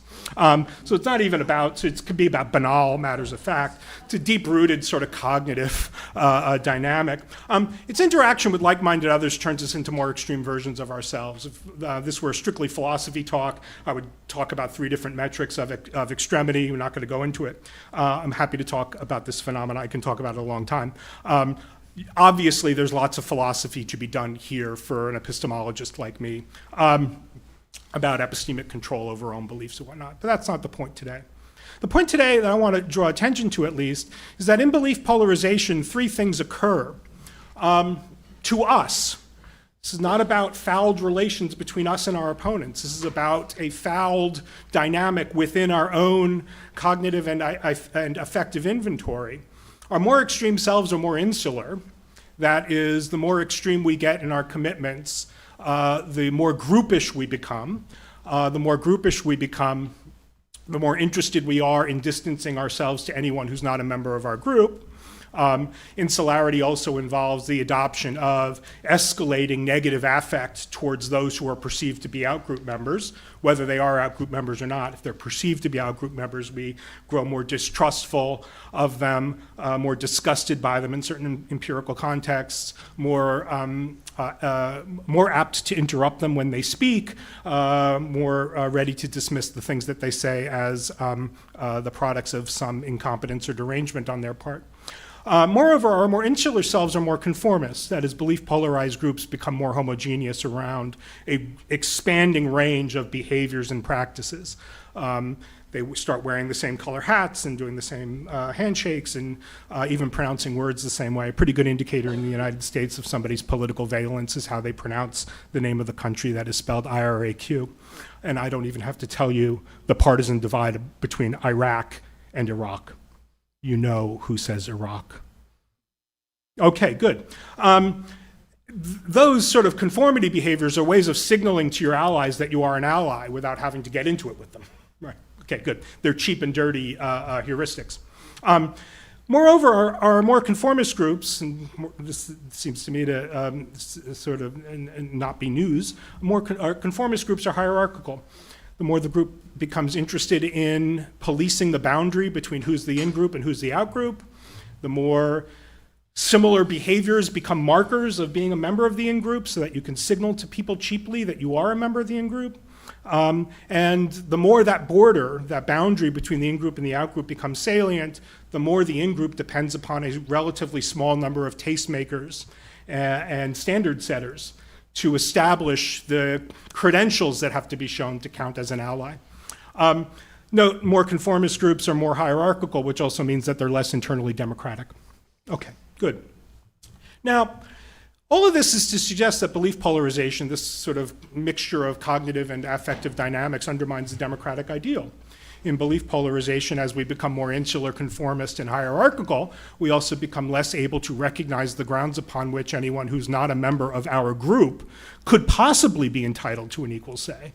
We become more prone to adopt diagnostic terms, to think about how it could be the case that anyone is not on our side of the political divide.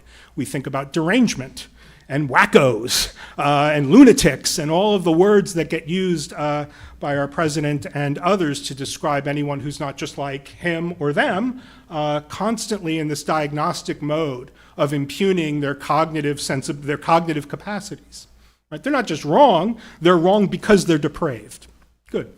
When you see anyone who's not just like you as depraved, not only is it very hard to see any normative grounds on which they could be entitled to an equal say, just think of it this way. Belief polarization encourages in us the attitude that democracy can work only when everyone's just like me. That is a profoundly anti-democratic attitude. In fact, I don't know a more profoundly anti-democratic attitude than that one. Good.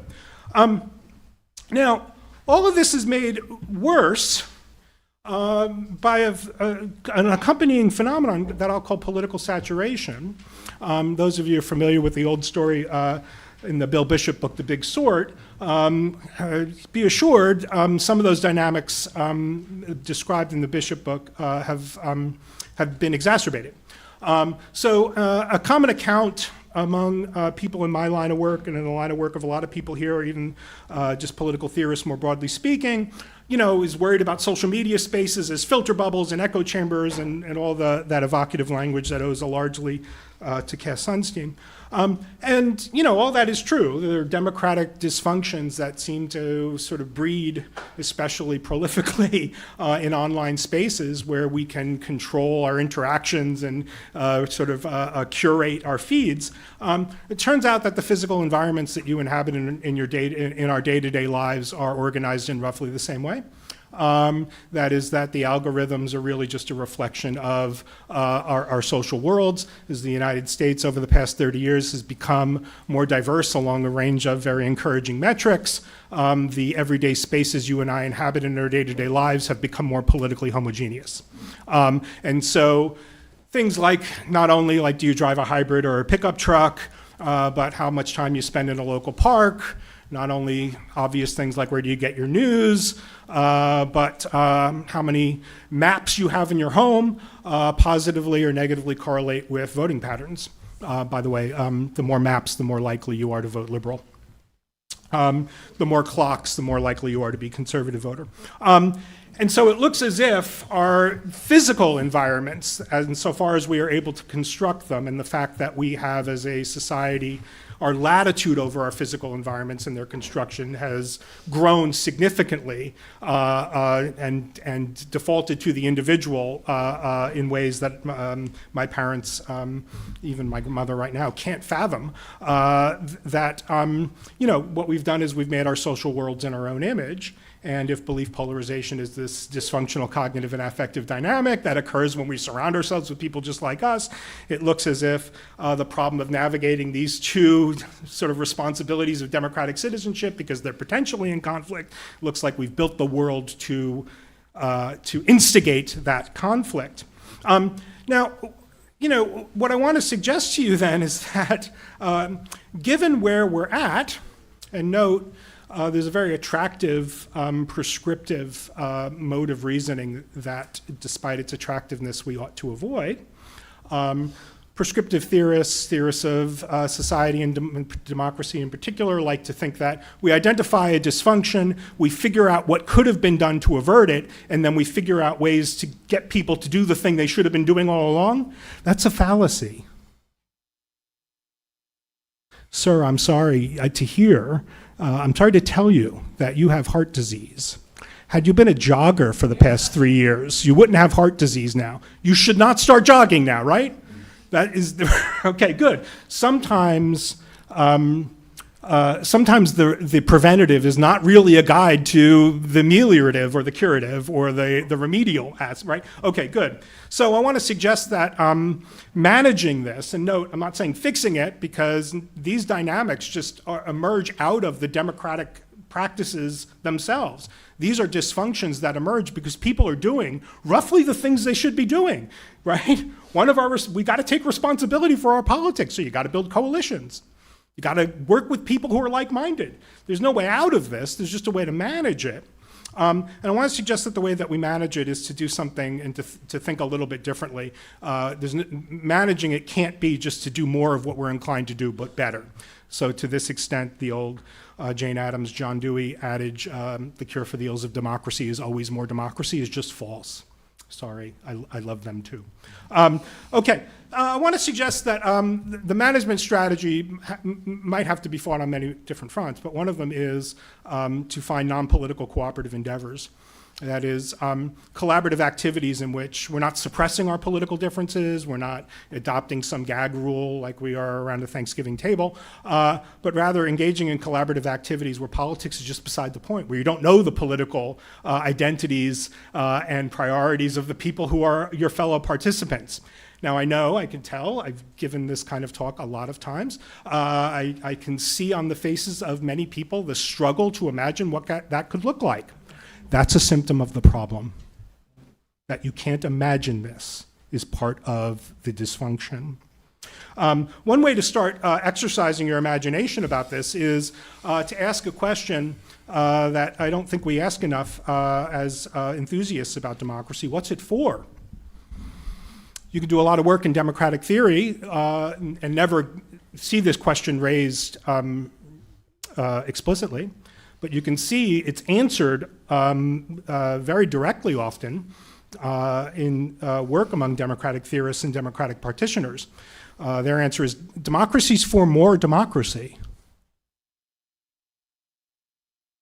That's an error, right? Democracy's for something else. And in fact, I would submit to you that it is the mark of an authoritarian political order to say that its purpose is more of itself, right? That when everything we do is understood, everything we can even imagine doing together is understood as a contribution to the project of democracy. we are already setting ourselves up for these kinds of dysfunctions and this kind of failure. We're already making it the case that we're going to become more attracted to the idea that democracy can work when everyone's just like this guy here. I want to suggest you democracies for something else.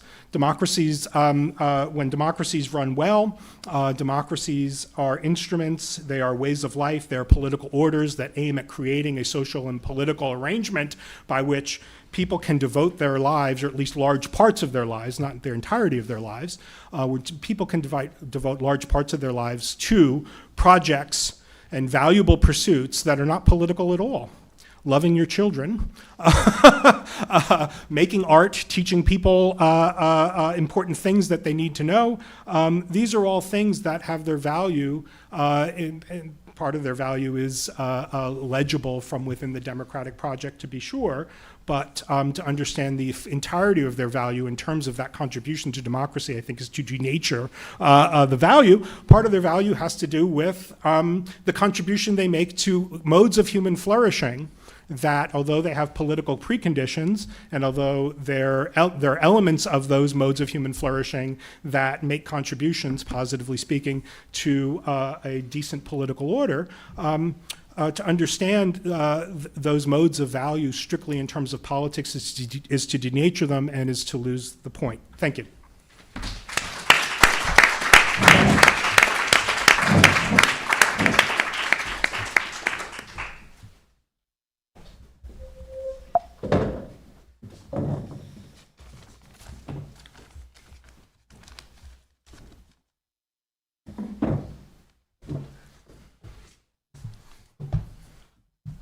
When would you like me to stop?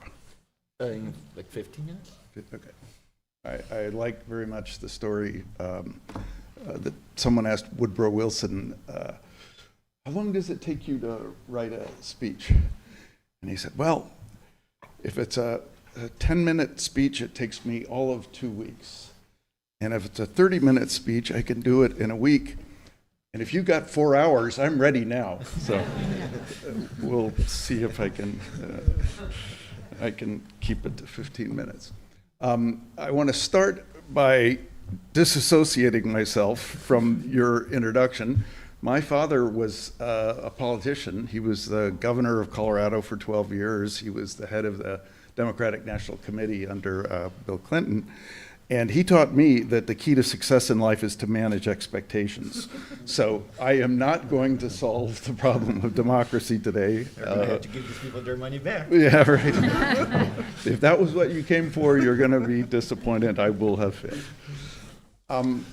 I want to think about the cultural part of this title. So I really won't say very much about economic or even democracy. And I want to describe the kind of the history that I bring to this. It's partly a history of looking at the very long run. So I'll try to, in the way I think about these things, I often try to distance myself a little bit from the day-to-day that can be very, very disturbing, and look at the long run. I think the long run helps keep us a little bit optimistic sometimes, keeps us working rather than getting discouraged and giving up. I also come to this as somebody trained in economics, and so I'll use some of the tools of economics, but I also want to invoke some ideas from an area known as cultural evolution, a kind of a subset of anthropology.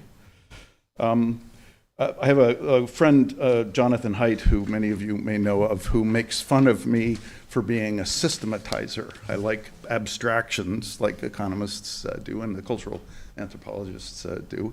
He reminds me that I'm like Bentham, and who like to systematize. I think Bentham would be characterized now as autistic, so I don't know if what John means exactly by that, but I probably am in some ways a bit of a Benthamite. And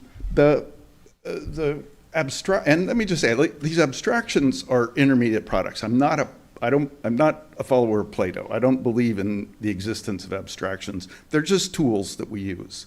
So, like, physicists used the abstraction of the force of gravity for a long time. That worked. That was great. Now physicists say there's no such thing as the force of gravity. There's curved space.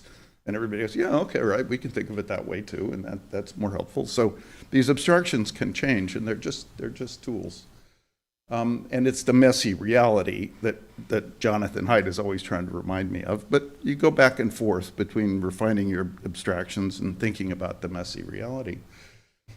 The abstractions that economists have relied on are something like what they call preferences, or we call preferences, and choice, a process of choice.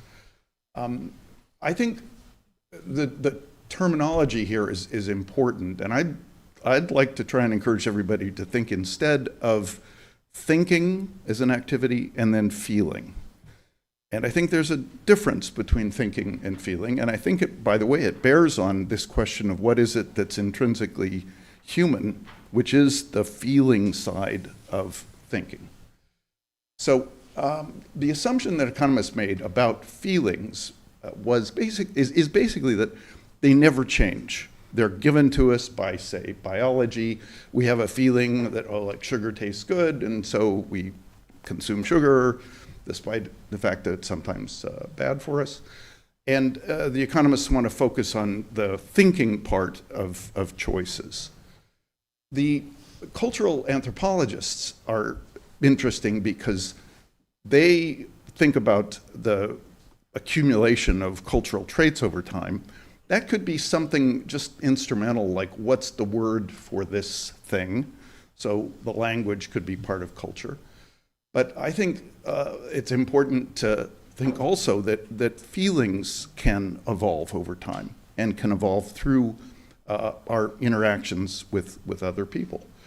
And this is consistent with the economists tend to like to think, align themselves with the biologists. That, okay, there's this evolutionary process that left us our feelings, and then those feelings can't change.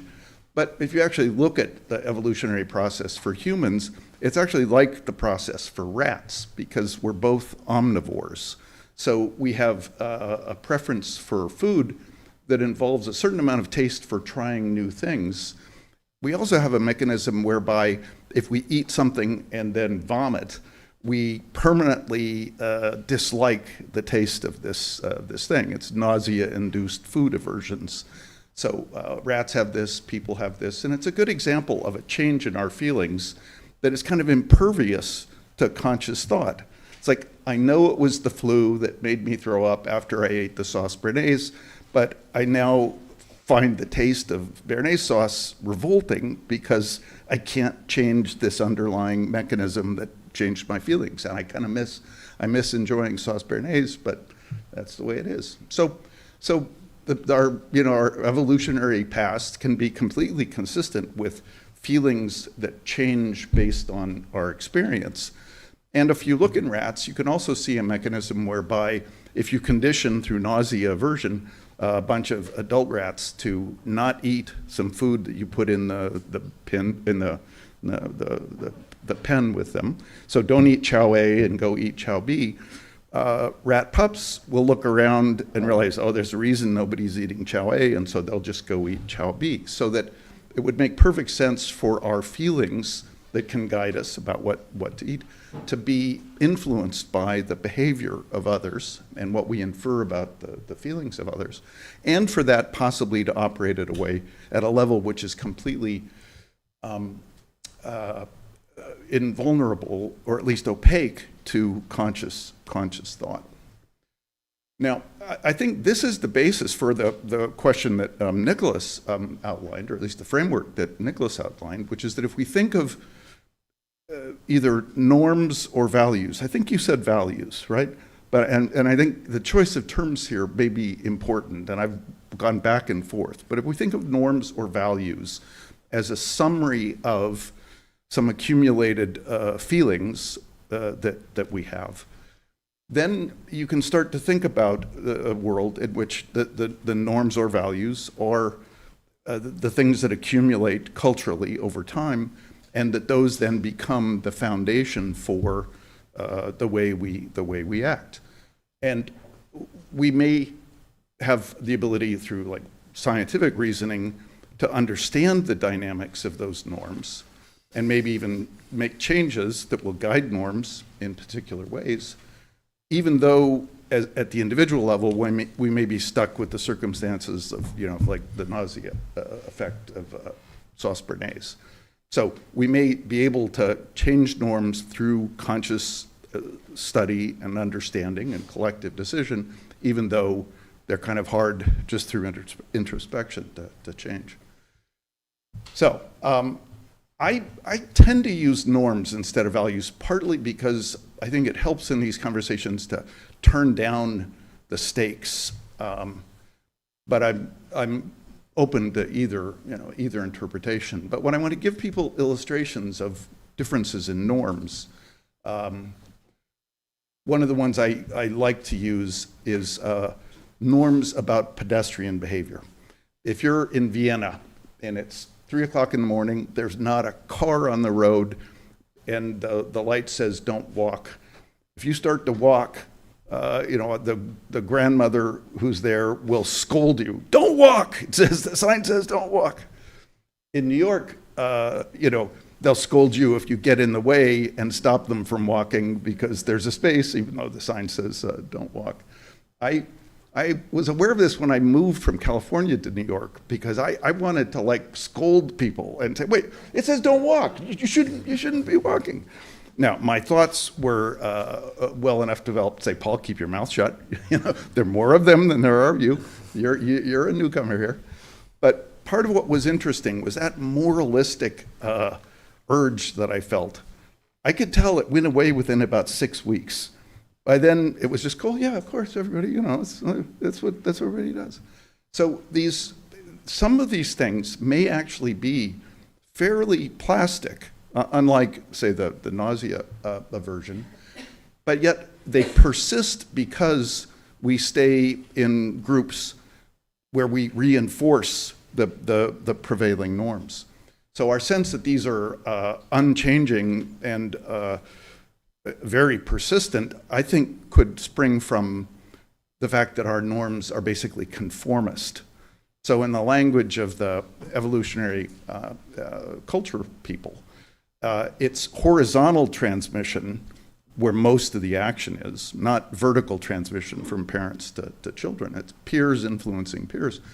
And that horizontal transmission can actually give you even more persistence than the persistence you see at the individual level. I think this starts to become a workable framework where you could think about, well, how did the norms evolve, and how did we get to the point where there's some norms that let us do certain kinds of things?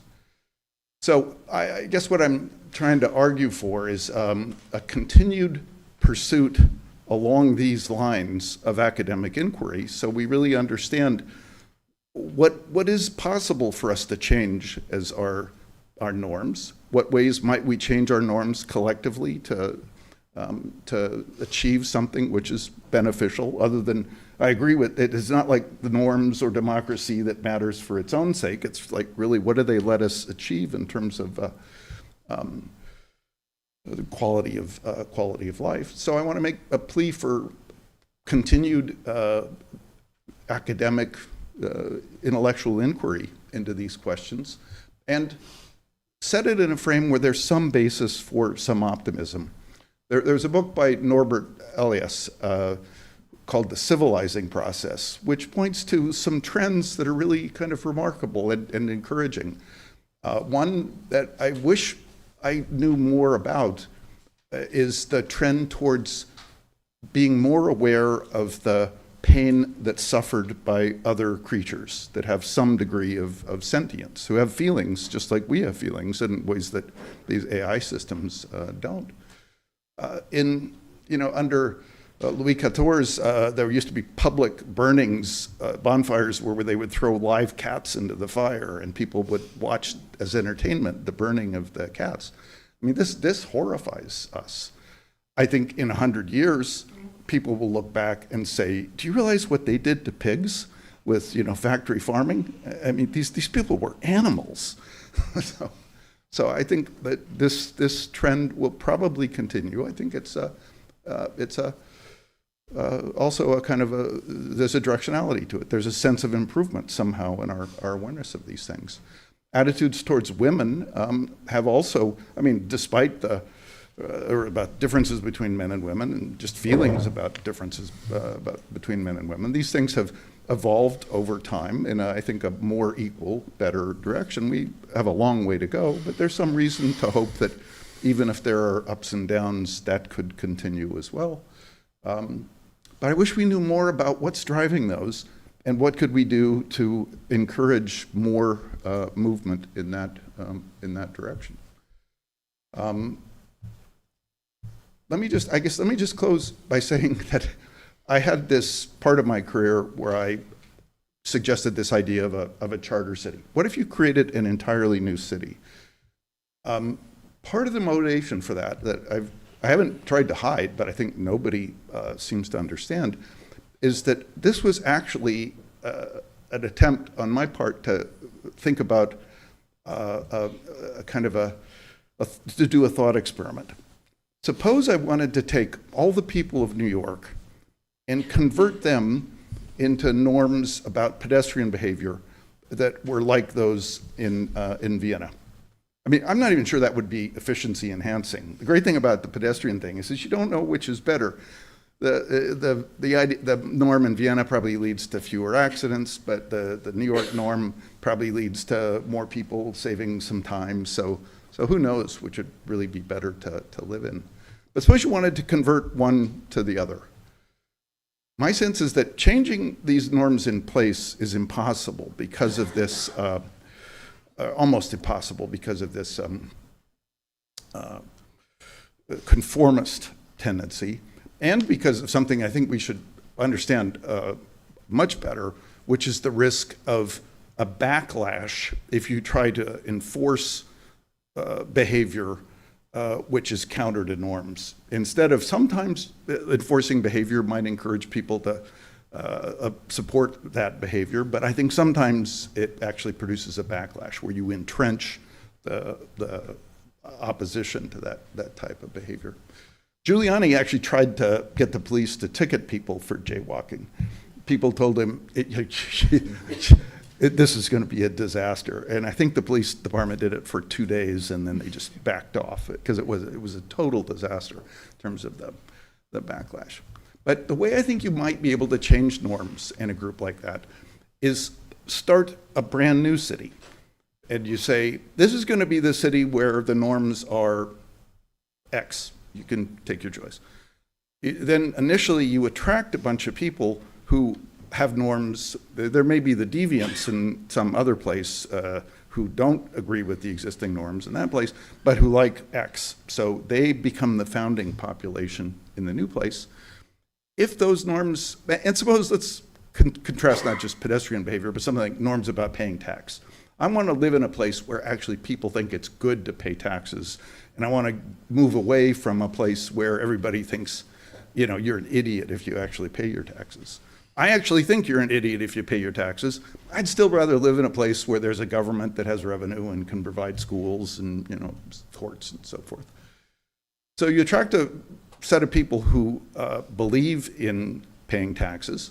They reinforce this norm amongst themselves. People from other places, like I'm in the place where I think you're an idiot if you pay your taxes, I might still want to move to that new place to get the benefits of the taxes. And I might recognize, yeah, I'm going to become a different person. My norms are going to change when I go there. But even though I think I'm going to become kind of an idiot, I still think I'd rather go there and become a little bit of an idiot, but live in a place where there's an effective government. So then I think over time you could actually attract everybody from the initial population into the new one. And as long as the rate of influx is not too high, the conformist norms will still socialize everybody who comes into the new set of norms. So I actually conceived of this idea of new cities as a way to think about, as a mechanism for thinking about change in norms, which are hard to change in situ. And it arose for me first in the context of economic development, where things like building norms that support the idea that people should pay taxes could be part of the development process, or I guess what in an older generation we would have called the modernizing process. But I think the same thing could apply for these norms about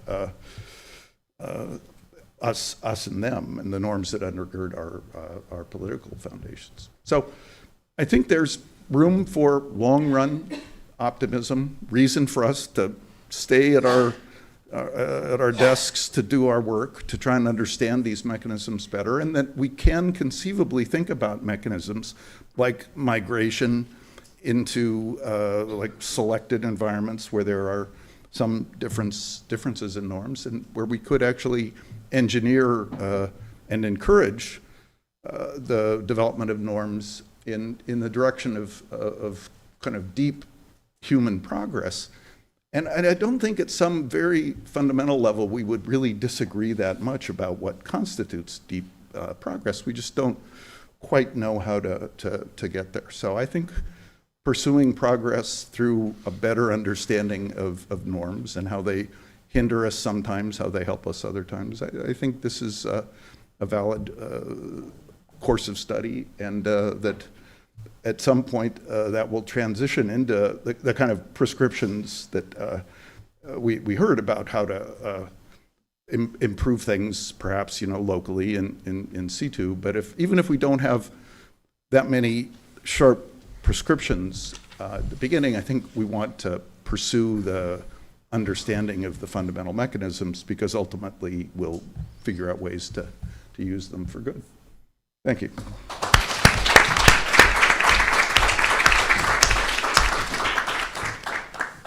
Let me start by asking, how much time do you think we have?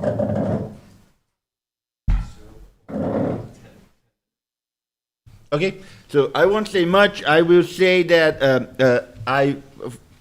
you did not fully answer the question that we promised, but I do think that there were some answers. We did learn. I think we did learn something, and I think if I had to come up with what is the one thing each of you would like to change the world so that democracy became more likely, I think we could come up with one thing to change in the world. It would be something about making institutions bigger.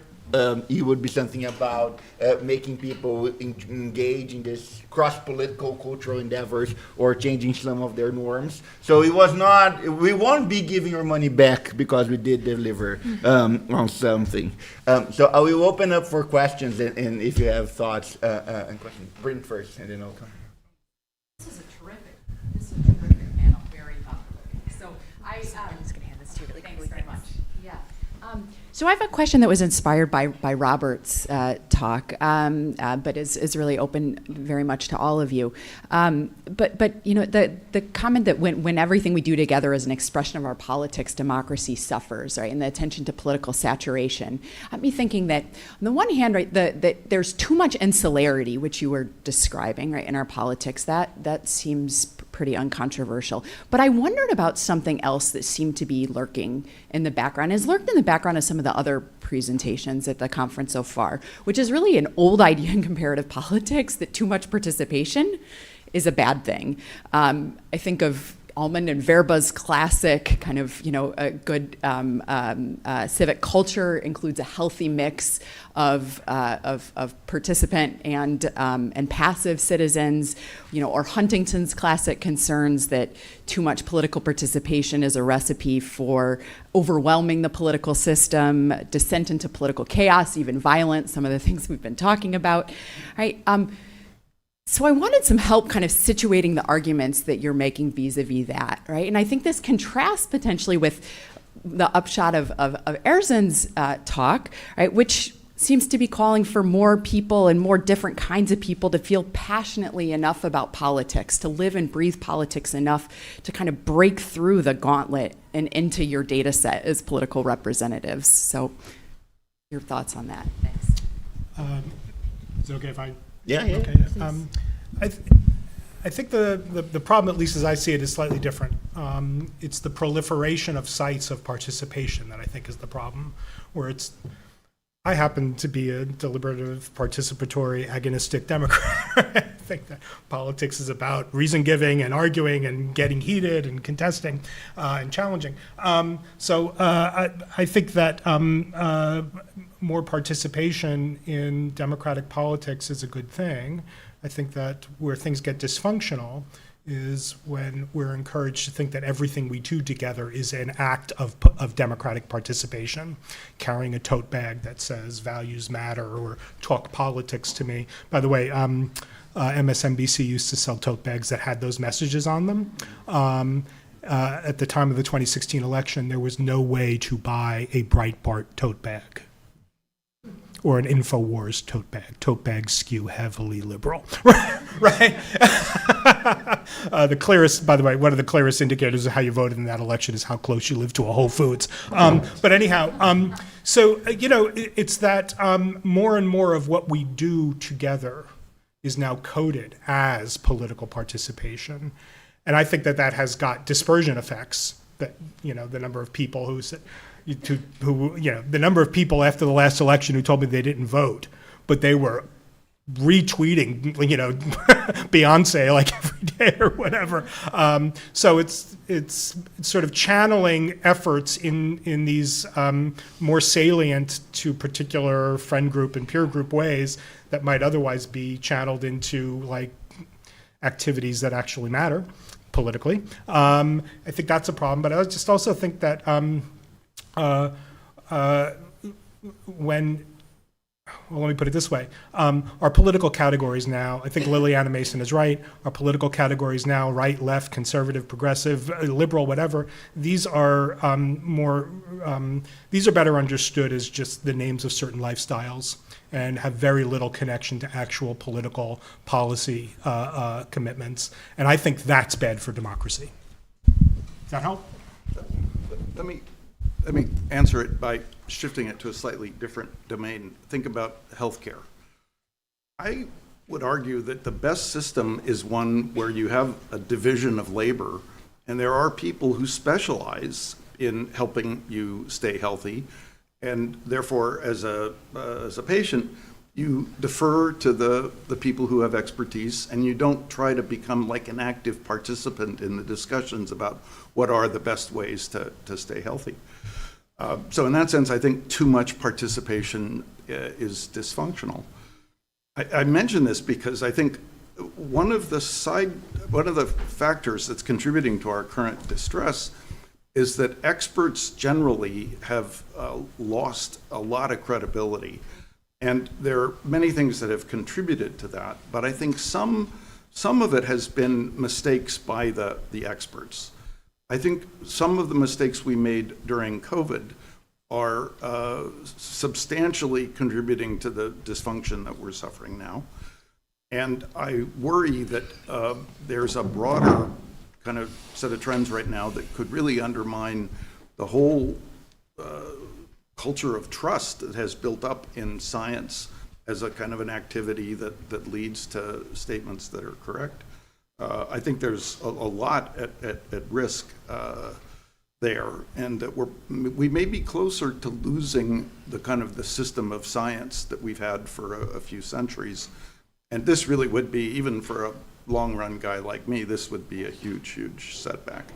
So we want to get back to division of labor and non-participation in a bunch of different spheres, but we really got to think hard about what do we do to earn trust for those of us who want to be experts of some type. And it's on us, I think, to earn that trust. We can't just whine about how it's a shame that nobody trusts us anymore.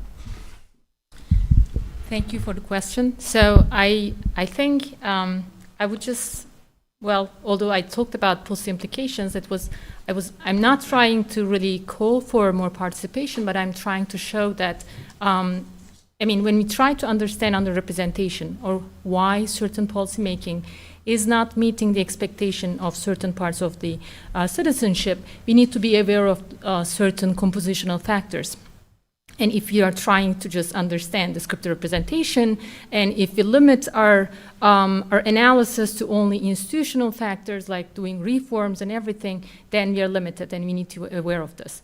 And any shift in political leadership or circulation or trying to prevent entrenchment of certain ideologies would just also call for just diversity, more diversity, bringing more people to politics, right? So if we understand what are the structural factors that are just preventing us to be more present in every policymaking setting, then we might just try to change them eventually as well, instead of just focusing on maybe group characteristics or size or other factors that are intervening to this outcome. Yeah, I'm wondering if a society can be successful, a politician can be successful without democracy. They don't treat people like equals. They don't, they have despicable ideas, but they're very good with constituent services. And I think there are a lot of people that will vote for someone because they get their constituent services done, even though the guy or even the woman is completely despicable. You want to react to that? Oh, was that directed to me? No. Oh. I think it was to everyone. I won't start. Started the last time. Well, my wife is writing a book right now about the end of monarchy, and just looking at what happened in the system of monarchy around the world in the late 19th century. And when you look in detail at that system, you start to see how really badly dysfunctional it was. And monarchy in the sense of like inherited holding of the positions. Your articulation sounds a little bit like going back to monarchy, but then you got to solve the question of like who determines who becomes the monarch. And it seems to me like that's a huge and extremely difficult problem to solve. But it is interesting to think back and hear these accounts of people who saw monarchy falling apart. They couldn't imagine what could take its place. And this kind of modern system of democratic representation that did, to some extent, take its place, worked for a while. If you read the people that like Peter Thiel reads from, they talk about trying to go back to monarchy, and it's kind of like, well, Peter gets to be the monarch, but they don't really quite explain, well, how do you really decide operationally who the monarch is? But I just think they're deluding themselves in thinking that a return to monarchy could work, and somehow we'll figure out this problem, this minor problem of who gets to be the monarch. I just think that's a failed system. We've tried it, it didn't work. But it may be there's something like democracy that I'm not imagining that could come along and function. So I don't think we should close our minds to the possibility that there's something else out there. But I sure don't think it's going to be like recreating monarchy. Thank you. Well, Jonathan's not here, so I'll just make an executive decision of just keeping going on. I'll make this quick. Thanks so much for your comments. Really interesting.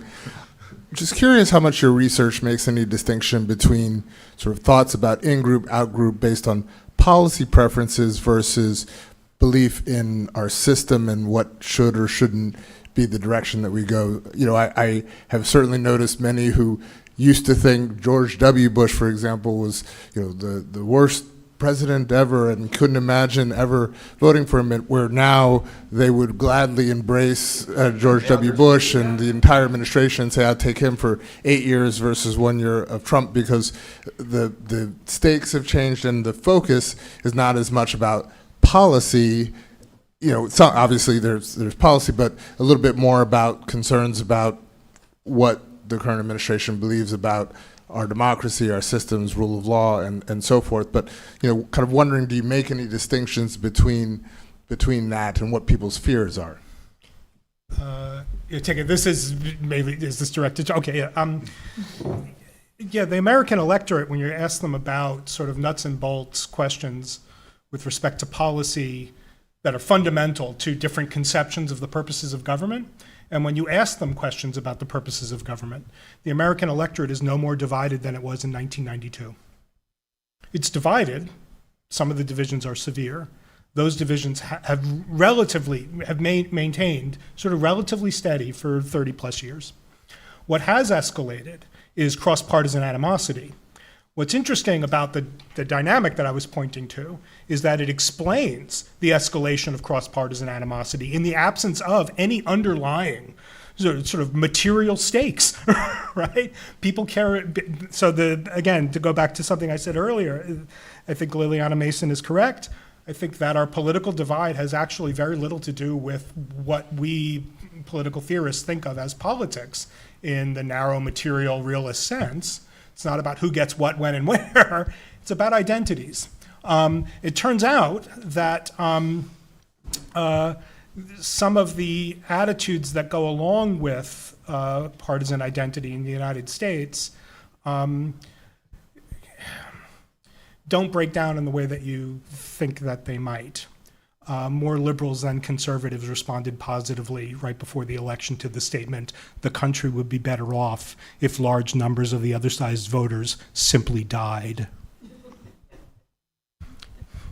It looks as if liberal and progressive-leaning voters are far more likely than their conservative counterparts to tell stories that justify the use of violent and non-democratic means to get the policy outcomes that they want. That's not to say that they're willing to do it, right? This is a different question. We're just talking about this sort of attitudinal stuff. So I think that part of the big story of the what Ezra Klein calls the master story of what's arrived with American democracy, polarization that can name anything, any number of at least a dozen different things, but to keep all of those sort of dozen balls in the air, I think that the real story of the dysfunction of the various phenomena called polarization is the ways in which all politics is now identity politics by one name or the other. And insofar as it's all identity politics, it's politics that is increasingly untethered to any of the material questions about what government should be doing. And this is why you cannot find in the past 3 election cycles a politician, especially on the national stage, worrying or pronouncing even on any of the policy questions that were the single voter foci of voters in 1996, right? Stem cells? When was the last time you heard a politician worry about stem cells, right? Turns out that the electorate's policy attitudes have shifted more liberal on all of these what were once hot button issues. Now all the single voter issue things that are just symbolic. The naming of the body of water to our south was something that was a real popular thing with a certain contingent in the United States electorate. What did it affect for anybody materially? Nothing. If I could just say, I think one thing that's probably worth keeping in mind is we tend to think that these feelings we have are immutable. We really don't understand the degree to which you can shift from this is wrong to jaywalk to, oh yeah, everybody does it. But so I think it looks a lot more pessimistic when we take the view that these current feelings are immutable. And once you recognize that they're immutable, you may start to pay attention to mechanisms that change them, either for good, like towards more attention to animal rights, or for harm.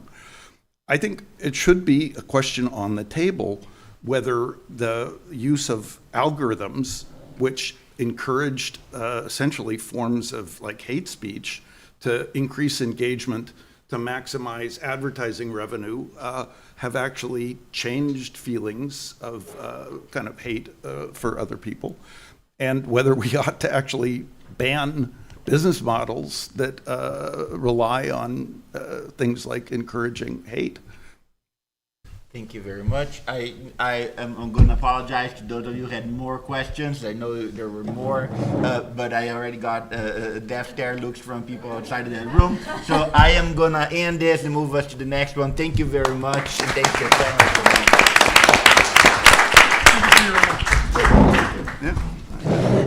I believe we're going to take about just like a 10-minute or so coffee break. So please run to the bathroom, grab some coffee, some treats, and I believe Philip Gordon will be doing the keynote speech in about 10 to 15 minutes. I think we're kind of.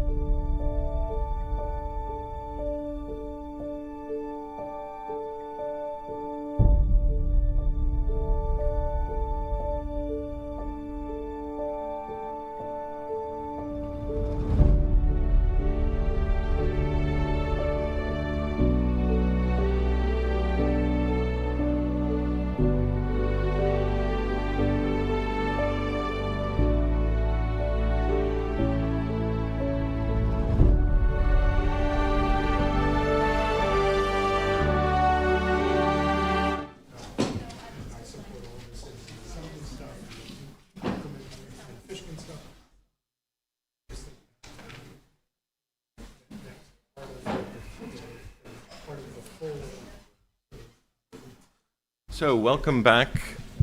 Thank you for this scintillating set of discussions this morning. Already, I really enjoyed the first two panels. We were graced with excellent expertise and insight. And for our concluding session of this two-day Spring Symposium, I'm really thrilled and delighted to be welcoming Philip H. Gordon to the Clough Center, to Boston College, back to BC, to present a keynote address on the current state and future of democracy worldwide.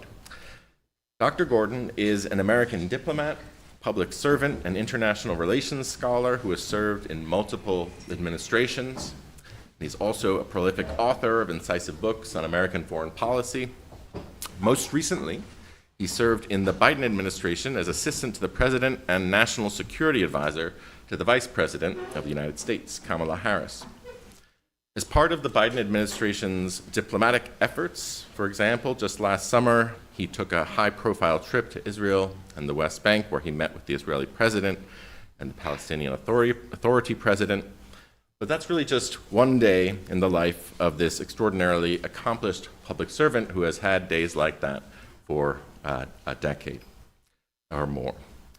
His activities on the global stage began during the Clinton administration, when he was Director for European Affairs at the National Security Council, and after serving under President Clinton, he became a senior fellow at the Brookings Institution, where he stayed for a decade, where his scholarship focused on U.S. foreign policy, and especially U.S.-Europe relations.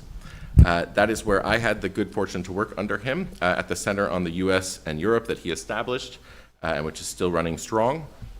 He became a senior foreign policy advisor to then Senator John Kerry in 2003, 2004, and then 2 years later to Senator Barack Obama.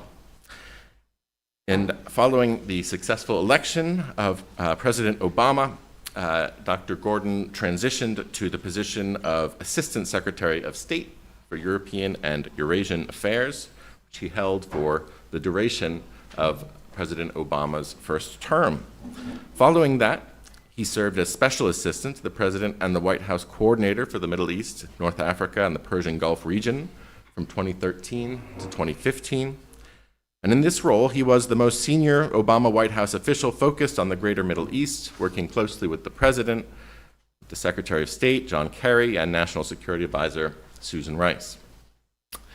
After the Obama presidency, Dr. Gordon held the Mary and David Boies Senior Fellowship in U.S. Foreign Policy at the Council on Foreign Relations in New York and Washington, where he continued his focus and wrote in many periodicals, including the New York Times, Washington Post, Wall Street Journal, Le Monde, elsewhere. His most recent book is Losing the Long Game, The False Promise of Regime Change in the Middle East. And that's a book which received the label as one of the Foreign Affairs books for the century. His previous books include Winning the Right War, The Path to Security for America and the World, and Allies at War, the United States, Europe, and the crisis over Iraq. Beyond this, he has authored 8 other books on topics ranging from the Middle East to U.S.-Turkish relations, the Cold War, NATO, and even French agricultural policy. He received his PhD from Johns Hopkins in 1991. It is my immense pleasure to welcome this illustrious diplomat, scholar, and public servant back to Boston College. Please join me in welcoming Philip Gordon.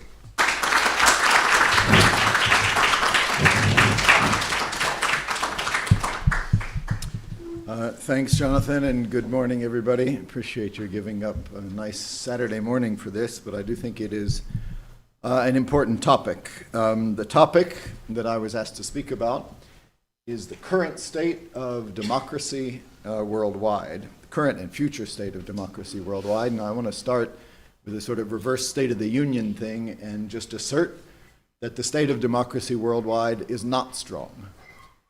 In fact, I think it would be fair to say that the state of democracy worldwide is in a serious crisis. After rising steadily in both numbers of democracies and the quality of democracies around the world for around 15 years after 1989, it has gradually been eroding since. a process that rapidly accelerated in the past few years, and I would add even more in the past few months.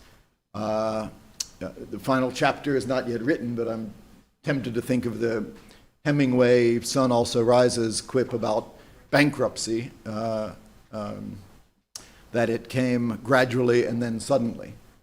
We could be looking at something similar when it comes to democracy around the world and its erosion. The Economist Intelligence Unit has done an index of democracy using various indicators. They've done it since 2006. And last year they concluded that global democracy is in worse shape than at any point in the nearly 2-decade history of the index. And just to be clear what I'm talking about here, when I say democracy, it's not just having elections. It is a political system with free and fair elections, full adult suffrage, respect for the rule of law by elected leaders, and broad protections for civil liberties. And that system is what I am suggesting is eroding very seriously as we speak. What I'd like to do in this presentation this morning is provide a bit of evidence for that thesis, that it's in decline and serious crisis and eroding. Offer a few thoughts about why. Got to try to understand what it is that is leading to this analysis. And then conclude with some thoughts about the future. I was asked to talk about the future as well. And while I think the future is grim and troubling, I think all hope is not lost. And I'll end with that somewhat more optimistic thought. But just first on the facts, this assertion that democracy is in crisis worldwide. Obviously, democracy in one form or another has been around for a long time. It goes back to ancient Greece. We get the Magna Carta already in 1215, creation of the British Parliament, the beginning of the 18th century, the US Constitution, obviously 1789, French Revolution, same year. But the first real wave of democracy spreading around the world, if you use Samuel Huntington's third wave thesis about democracies, was in the 19th century, and it happened gradually, revolutions in 1830, 1848. That's what you consider the first wave of democracies coming around the world. The second wave was after World War II, and especially with decolonization, Africa and Asia, and you get numbers of democracies rising even further. And then the so-called third wave, the most recent wave, began in the 1970s with other countries adding to the list, and the number of democracies peaking in the early 2000s. Now, 1989, in the middle of this third wave, 1989, 200 years after the US Constitution and the French Revolution, was a critical moment, and Jonathan gave you my background, you'll recognize in that I'm of the generation sort of professionally that started with the end of the Cold War. And Francis Fukuyama's 1989 article about the end of history, the fall of communism, end of the Cold War. And when Fukuyama wrote in The National Interest that something fundamental has happened in world history. And that fundamental thing that seemed like it was happening in world history in 1989 was the emergence of liberal democracy as obviously the best form of government. We had tests over the years, obviously, autocracy and fascism, communism until this point. But with developments in China going on and leading up to Tiananmen and the end of communism in Russia and around the world, Eastern Europe, Fukuyama concluded that liberal democracy had clearly won. It was obviously the best political system. It was spreading anywhere. And if you'll recall, he ended with the sort of wry conclusion that we're all just going to be bored. Now that this great historical, ideological, intellectual debate is over, we're going to be arguing on the margins of fiscal policy or whatever, but in terms of fundamental systems, the debate was over. Well, I'm not bored. I assume you're not bored either following international politics.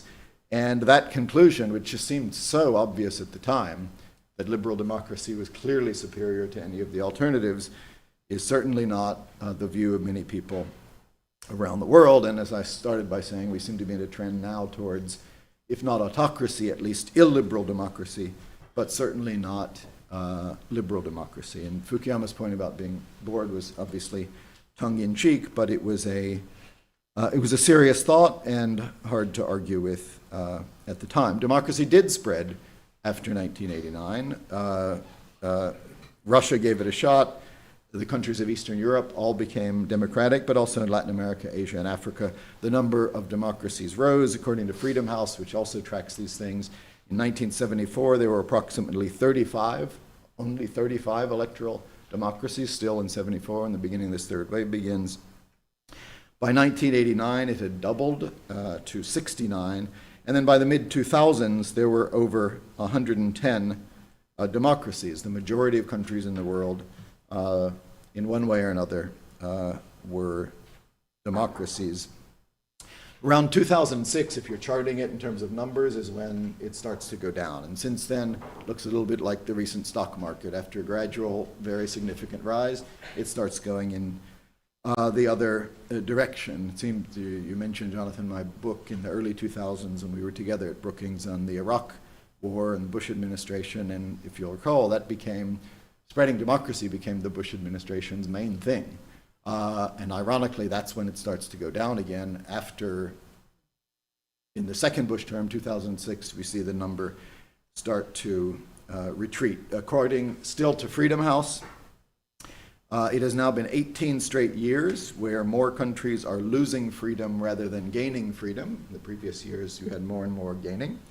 Obviously, the major powers, China and Russia, which were never fully democratic, but again, you had democracy movements in China until they were crushed in Tiananmen, but even to the extent that there was any pluralism in the Chinese system, it has been repressed with President Xi Jinping taking a third term in office, and Russia, which had democratic elements, a bit of opposition, has gotten more and more autocratic to the point of Putin eliminating opposition leaders, like physically assassinating them, let alone letting them speak, and democracy completely crushed there.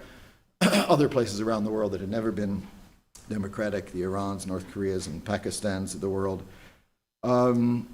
Sub-Saharan Africa, 18 of 22 countries, democracy is in decline. Even the past couple of years, we've had coups across the Sahel, complete from west to East Africa. Even those that were somewhat democratic, democracy has eroded. But aside from those countries that have long been autocratic, or at least very thin democracy, even more troubling, I think, are the trends towards illiberal democracy or strongman or even autocracy in countries that had been democratic. And you see similar trends, and by these trends of strongman autocracies, I'm talking about efforts to weaken the judiciary, have the state control the press or intimidate or bully the press, bully opposition figures, rig or at least use incumbency to influence elections, clear decline of civil liberties. And you see those trends in Turkey, in Hungary, in Israel, until recently in Poland, until recently in the Philippines, in India. I mentioned Pakistan, Sri Lanka, El Salvador, Nicaragua, Honduras, Serbia, certainly Venezuela, even more. And all of those countries, at one point or another, were more or less democratic, sometimes more, and now much less. Similar patterns and similar playbooks right across the board. I haven't mentioned the United States yet, but I will get to that, obviously. Also troubling is even where these illiberal trends haven't taken over, that seems to be the direction of travel, including in the deeply democratic and industrialized world, where lists of democracies, the champions of democracies over the course of this Economist Indexed or Freedom House. And you see that even in Western Europe and East Asia and the most advanced countries. Now, I want to be clear that anti-incumbency is not the same thing as anti-democracy, but they sometimes go hand in hand, because it's let's throw the bums out, we're not happy with what they're doing. And the anti-incumbency trend is debatable. Remember, last year was seen as the year of democracy because there were so many elections going on around the world. Well, the incumbent in every one of the 12 developed Western countries that held national elections in 2024 lost vote shares at the polls. And that's the first time that has ever happened in almost 120 years of modern democracy. In every of the 12 developed countries that had free and fair elections last year, the incumbents lost vote shares. Incumbent vote on average fell around 7 points, and that too is a record in 120 years of democracy. And again, you saw that in Asia, South Korea. Not only did they kick the government out, but the president then installed martial law, or at least tried to, and was then sent to jail. In Japan, incumbents were deeply unpopular, got kicked out. Thailand, Indonesia, Malaysia, and so on. And then I mentioned the United States, where you see the same trends, both anti-incumbency and illiberal tendencies. And I'm not here at all to be partisan about this, but I think it's impossible to avoid the conclusion that the United States is moving in the same direction with the very same playbook that I referred to in Turkey and Poland and Israel and Brazil and elsewhere. The candidate who refused to accept the results of the 2020 elections, even supporting violence to overthrow the result of those elections.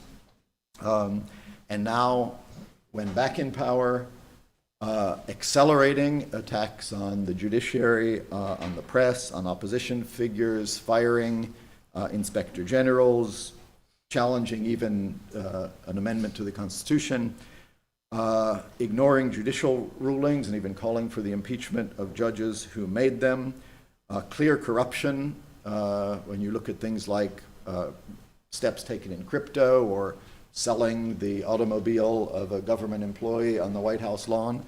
You put all of this together, and it's very similar to these anti-democratic trends that we've seen in other countries across the board. Now, you could point out that the administration that is taking these measures that I just called anti-democratic won a democratic election and was put in power by the people. So, like, isn't that democracy? That raises an interesting question, but I want to be clear. People can vote for anti-democracy. So I'm not questioning the legitimate election on a democratic basis of the administration taking these steps, but just to remind, a democracy can die because it is taken away or overthrown, or it can die because people are so fed up with it they choose a different system. And that's the interesting about the American case, is that like none of this was secret. It's not as if the administration ran on some other set of policies and nobody could have possibly known what they were going to get. They knew what was on offer. You see this in other countries too, and decided to go in that direction. Now, maybe some of the steps are more different from what they thought they voted for, but again, you can lose a democracy because people decide to go in a different direction, not only because somebody takes it away from them. Which I think is the issue that raises the second thing I wanted to talk about, which is like why. I think it's pretty clear that the trends are what I started off by describing, just looking at the facts, but it raises the question of why we are seeing these trends. Now, obviously, there's not going to be a single factor. When you talk about all of the different countries around the world and different systems and histories and cultures and political cultures, there's not going to be a single answer. But there are some common threads and trends. And interestingly, and I might even say troublingly, they are similar to some past periods when democracy declined, which including like in Europe in the 1930s, when you had a public getting really fed up with their leadership, with their elites, with the economic performance of their democracies, with the inequalities that arose from open trade, with resentments about cultural change and migration. I mean, that's the analysis of what happened in the 30s when democracies were overthrown. And it's not too dissimilar from what we're seeing today. And I think more than anything, there's some new factors which I'll get to. I don't think social media had much to do with what happened in the 30s. But the core of it is very similar to that. And I think in recent years, ironically, since Fukuyama declared the end of history and we all agreed that liberal democracy was the best system of all, and that globalization would make us all rich and we would benefit from it, and that migration and openness was a way to make an economy and society flourish, we're seeing a backlash against those trends, just like we saw in the 1930s. The last 20, 30 years have seen increasing openness, globalization, migration, and trade, but they've also seen a backlash to all of the above. And the inequality that has come along with globalization, and the deep resentment of many citizens to that inequality, and the feeling that elites are not looking after them, has led to a lot of sympathy for those coming along to say it's the whole system that is broken, and you need a strong individual who can solve the problems. The elites are not looking after you. Since 2019, we've had a majority of people in the United States, at least, saying they are dissatisfied with democracy. And then last year, 2024, in a New York Times Siena poll, on the question of whether the democracy was doing a good job representing people in the United States, the percentage was 49% yes, 45% no. So still a bare majority, but like half people just saying democracy doesn't do a good job representing us. And again, I think globalization, inequality, and migration, you see the same trends in Europe. People feel like the democracy is not serving them well, and when someone comes along and says, I can deal with these problems, I can deal with migration, I can deal with inequality, I can deal with inflation in a way that this democratic system is not doing for you, they are much more open to that. Now, the reason I'm emphasizing this point is I think to be willing to give up on your democracy, it takes a certain degree of anger and resentment. Because I don't think people are doing it lightly, and especially in the United States. I think all things equal, they would rather have a democratic system.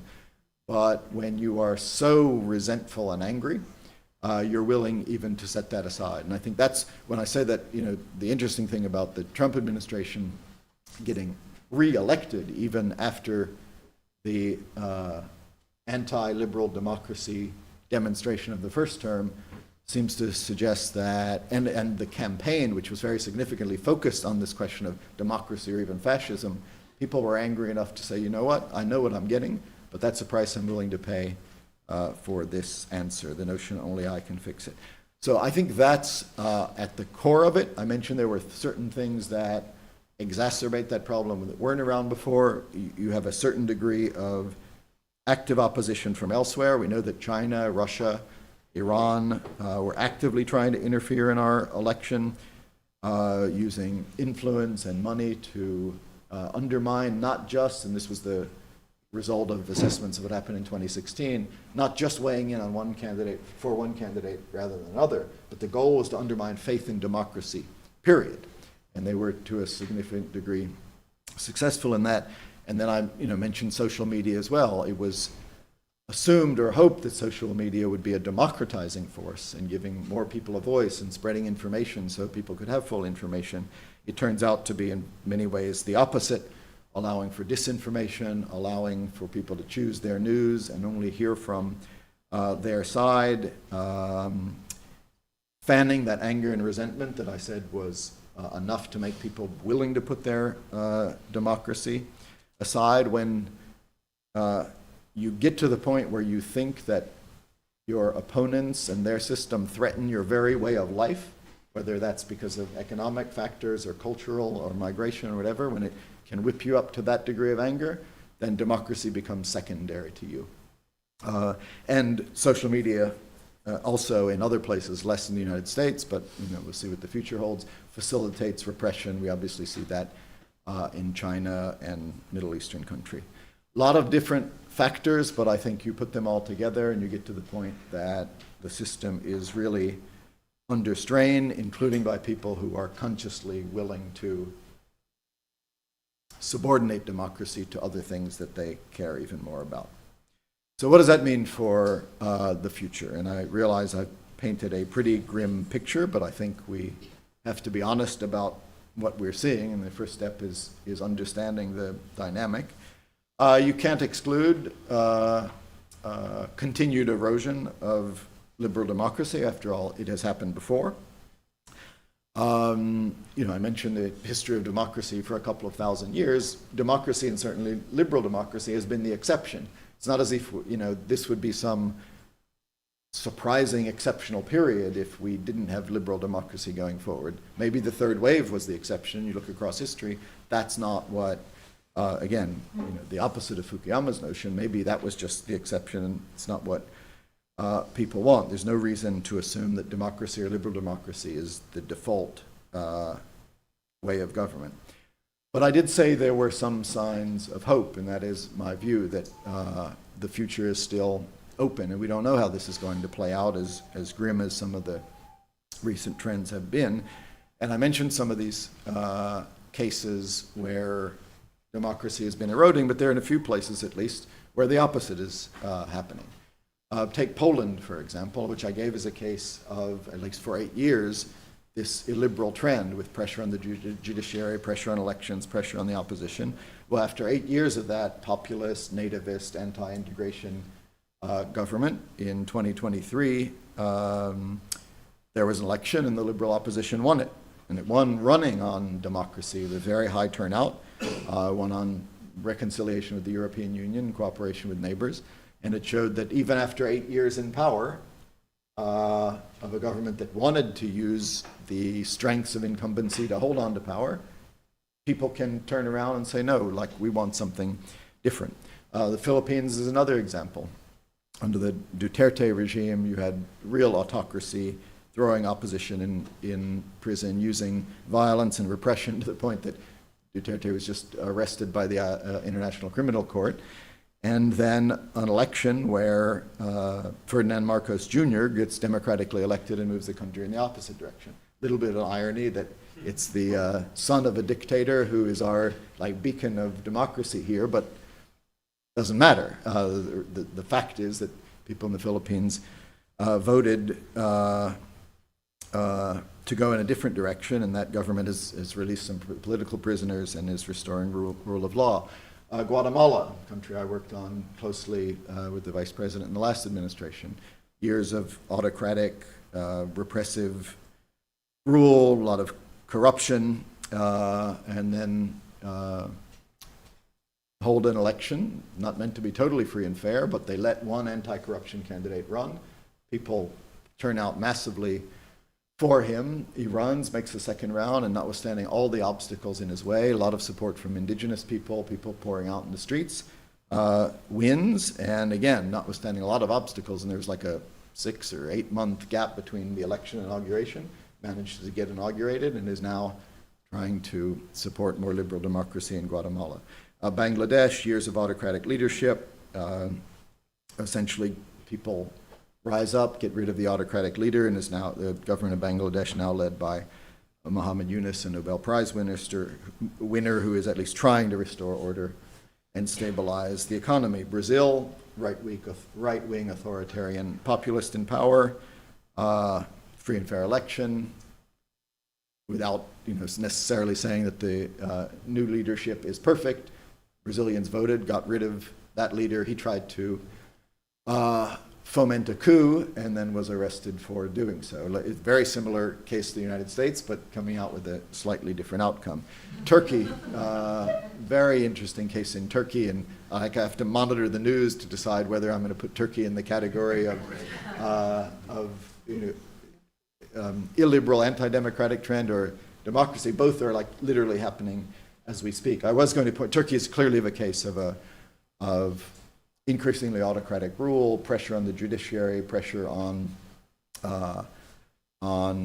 civil servants, some analogies to what you're seeing in the United States, pressure on the press, but also signs of life of the opposition after years of Erdogan's illiberal rule. You get local elections last year where opposition wins in both Ankara and Istanbul in the spring of last year. Seems to be a sign people don't want one-party rule. And that it was a hopeful sign for democracy. Then in recent days, and again, not when I made my point about gradually and then suddenly, the past weeks, including since Trump election, seems to have provided a permission structure for more of this. And you saw it in Turkey with the arrest of the opposition leader just a week or so ago. That obviously puts Turkey in the camp of erosion of democracy. But as we speak, there are thousands of people in the street. The Turkish stock market is crashing. Investment is running away. So it's an open question. My point is, even in Turkey, where there's some illiberal, anti-democratic trends, you see people still fighting for democracy, and all hope is not lost. And then how about the United States? Again, that's looming over this entire conversation, but I wanted to keep it focused on the world as well. I think there are signs here while some real troubling trends about the future of democracy in this country, also some signs that hope is not lost. Again, I don't want to sugarcoat in any way the more troubling signs, because as I've said, we've seen real challenges to constitutional law, attacks on the judiciary, attacks on media, attacks on free speech, and examples of outright corruption. But we're also seeing polls showing that many of those measures are highly unpopular, polls showing that they think the government is overreaching in many of these areas. In the absence of Congress playing its role in checks and balances, which is really troubling, we have courts in many cases stepping up and doing their job. I think we can maybe get to this in the discussion, but the real test of our democracy will come in that back and forth between the courts playing their role and the executive branch trying to get around that. States and governors who have power over elections are also playing a role in checks and balances. And we've seen some backlashes in town halls around the country against some of the anti-democratic trends that I've talked about, balanced with other rallies around the country in favor of democracy, including in Colorado just yesterday with like 35,000 people, with Senator Sanders and Representative Ocasio-Cortez showing real vibrancy for people who don't want to give up on democracy. And another test will come with performance. And Gideon Rockman in the Financial Times wrote a piece the other day saying that given some of the policies that we see going on, the risk of some sort of high-profile disaster cannot be excluded, whether that's in the stock market or public health or something like that. And if performance is one of the things that led people to turn away from democracy, the performance that emerges from anti-democratic governance could turn people in the other direction. I mention all of those things not to put an overly shining gloss on this, because I think the facts point us in a different direction, but to underscore the point, and this is what I would end with, that hope for democracy, neither in this country or around the world, hope is not lost. People can accept the trend and just shrug their shoulders and conclude there's nothing that can be done about it, or they can continue to engage and demand rights and defend the rule of law. Doing so will require patience and persistence and unity and leadership, but all of those are still possible and in the hands of people all around the world who care about the future of democracy. Thank you. Why don't I end there and look forward to your questions.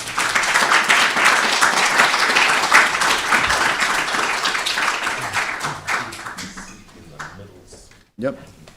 You want me to sit in the middle? Yeah, then I'll come and join the table. Thank you, Phil. Thank you so much for giving us a really perfect, including keynote with a vision of the world and of the world as you have encountered it. You said something interesting about the role of the economy. It was tantalizing as potentially playing a kind of corrective force. You mentioned the Turkish stock market.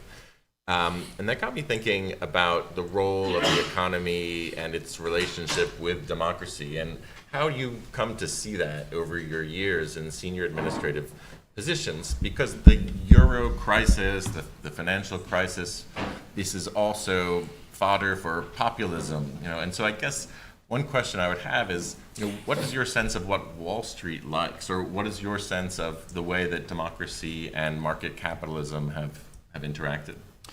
I think that's a really important question. And I did make a few allusions to the economy in the Turkish case and the American case, and how that will affect people's support for democracy, and in past cases, or people, the economy was not a coincidence that the economy tanked and the stock market crashed in the late 20s, economy tanked in the 30s, and then you get the erosion of democracy. There's a clear link between the two. It's at the heart. When I said performance is also related to people's support for democracy in the 20s and 30s, performance had a lot to do with it, and it had lately. I do think that we have seen the link between economic performance and not just democracy, but re-election is looser than it used to be. I think right on until, I don't want to put a date on it, a couple of decades ago, there was a very strong link. I think back to, I mean, I talk about, my professional emergence during the end of communism, end of the Cold War. Also in that phase was the 1992 election, Clinton-Bush, the first time I joined administration. If you recall, George H.W. Bush had just won the Persian Gulf War, returned as a hero. This is like a year before the election. Soaring popularity rates, and had every reason to win election. Then the economy starts to not do well. People fear we're in a recession. And there wasn't a damn thing he could do to win the election. A lot of other factors as always, but the link between how's the economy doing and whether an incumbent's going to win, and incumbents usually do win. It's hard not to, but the tailwinds of a poorly performing economy are impossible to overcome. At least they were then. And it's also not a coincidence that was the election in which James Carville coined, "It's the economy, stupid." It was the economy. Like, overwhelmingly, that was whether you were going to get elected or not. I think that's just less and less the case these days. And other factors, and I referred to some of them, cultural issues, migration. Economy would probably be still at the top of the list, and I think in this most recent election, inflation would still be at the top of my list. I think that, obviously I was working for Vice President / candidate Harris at the time. The tailwinds of that, inflation, even though the economy was actually strong, I mean, Trump campaigned on it not being strong, but when you look at growth, unemployment rates, interest rates, stock market performance, actually historically very strong, in many ways the envy of the world. U.S. economy doing better. We both study Europe. In 2008, the U.S. and EU economies were about the same size. And in 2024, the U.S. economy was double the European economy. So this was not just a recent trend. The U.S. economy had been doing very, very well. Again, stock market at historic highs. The one thing that wasn't going particularly well was inflation. And inflation matters even more than other things because people experience it like 5 times a day. So it can be well and good that your 401k is fine and the national unemployment rate is historically low, but that doesn't affect you on a day-to-day basis. It's something you read about, but like you have a job or you don't. But inflation, when your sandwich costs a lot and gas costs a lot, and you're reminded of that multiple times a day, that matters. So I still think inflation was a big deal in economy first, but we have seen increasingly over the years that there are some things that people care about a lot too that are not just the economy. And I think Trump campaigned on those, migration, culture wars. Those are increasing factors in all of this, which lessen but don't eliminate the importance of the economy. Last point, I hope I'm answering your question. It's related to the future as well, because my point about performance, now that this administration is in charge, or other leaders in other countries, I mentioned the Turkish stock market, if they can't perform and the economy is not doing well, it might lead people to conclude maybe democracy wasn't so bad after all. So that's a fascinating answer, and I think a really very insightful one, very thoughtful. And I wonder if I could draw you out on how you think democracy might survive, and in particular, your role in the transatlantic community helping to consolidate democracy in Western Europe after its experience with authoritarianism. That kind of thick relationship, between experts in different countries is obviously very important. I mean, in some ways, you could look at the United States as an experiment of the Enlightenment that survived. These ideas survived even when Europe sort of darkened. And is there any way that Europe can serve that role for us now? Is it sufficiently reinforced democratically when you think about it, that as we retract, we retrench, both in terms of our ambitions and our actual practice? Is there any role for others to help us help ourselves, or how do you feel the state of the transatlantic relationship in particular plays into this? That may be asking too much of Europe right now, which obviously has its own challenges and needs to make sure it gets through this phase, itself, let alone helping us. I mean, your beginning point was about how democracy can either endure or come back, and there are, looking historically, hopeful signs that it can come back. The problem is it takes time and sometimes has to get worse before it gets better. I mean, the obvious case of that is 20s and 30s. People went in a different direction, tried fascism, communism, led to absolute disaster.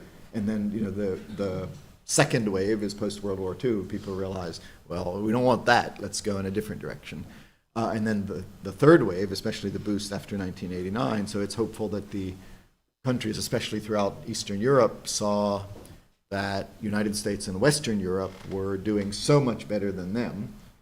But that too, it took decades before they came to that conclusion. And we know, looking at both Soviet Union, especially because they're the ones who opened Eastern Europe up, Gorbachev traveled to Canada and he saw, well, this capitalism thing and democracy thing, works pretty well. And East Germans saw West Germany. They probably knew that starting in the late 50s and early 60s, but it wasn't until the 80s it was just so manifest. So that's good news and bad news. Good news, it clearly can happen, and looking at how other countries do can influence how you do it. But you have to go through some pain, and it takes a long time. As for direct assistance, probably less so here. I don't really see, and maybe you have something specific in mind.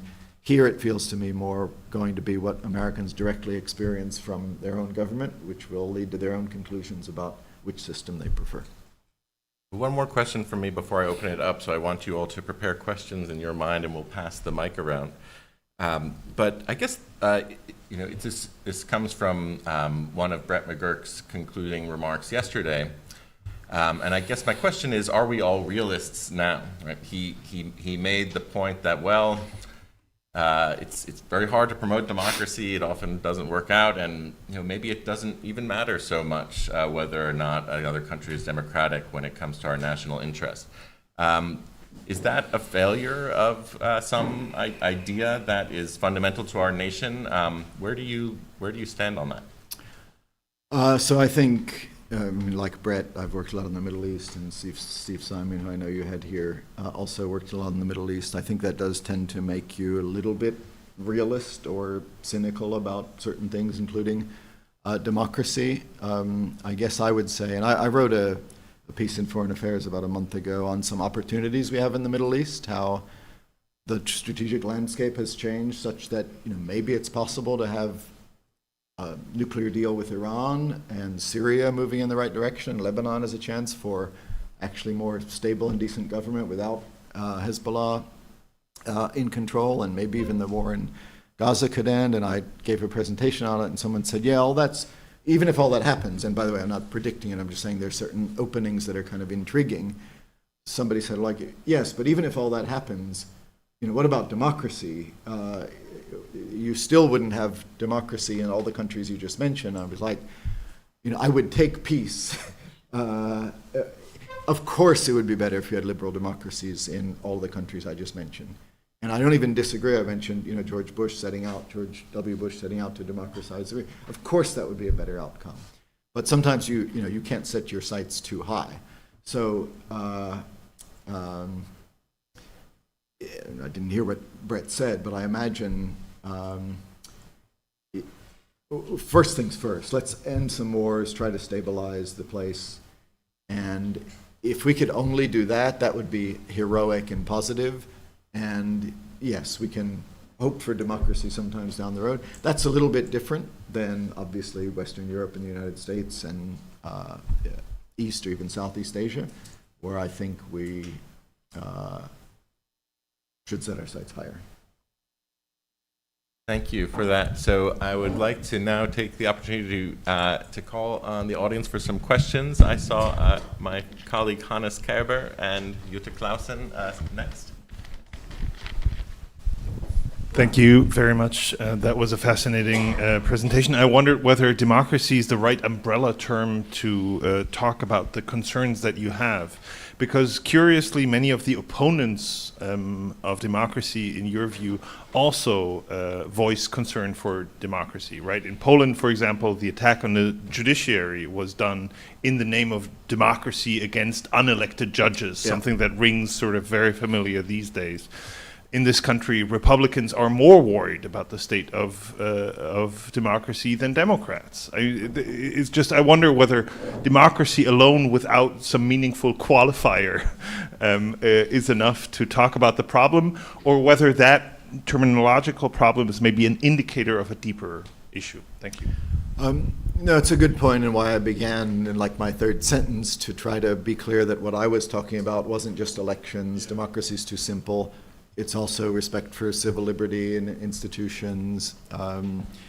And you can say liberal democracy to clarify it a little bit further. We probably don't have a good single term for what I'm talking about, but you're right, and it's not just a rhetorical point because of the fact that opponents of what I was using the word democracy for can use it themselves, and we're certainly seeing that in this country. So helpful corrective, I don't know what like the right solution to is. I think most of us, like quickly, when you say democracy, actually do mean all of the things I said, the institutions and the respect for civil liberties and the checks and balances. So that's why I'm still comfortable doing that, but what you said is important to keep in mind. So many things have baffled me over the last few months, but I think few things have baffled me as much as Trump's expansionism. He's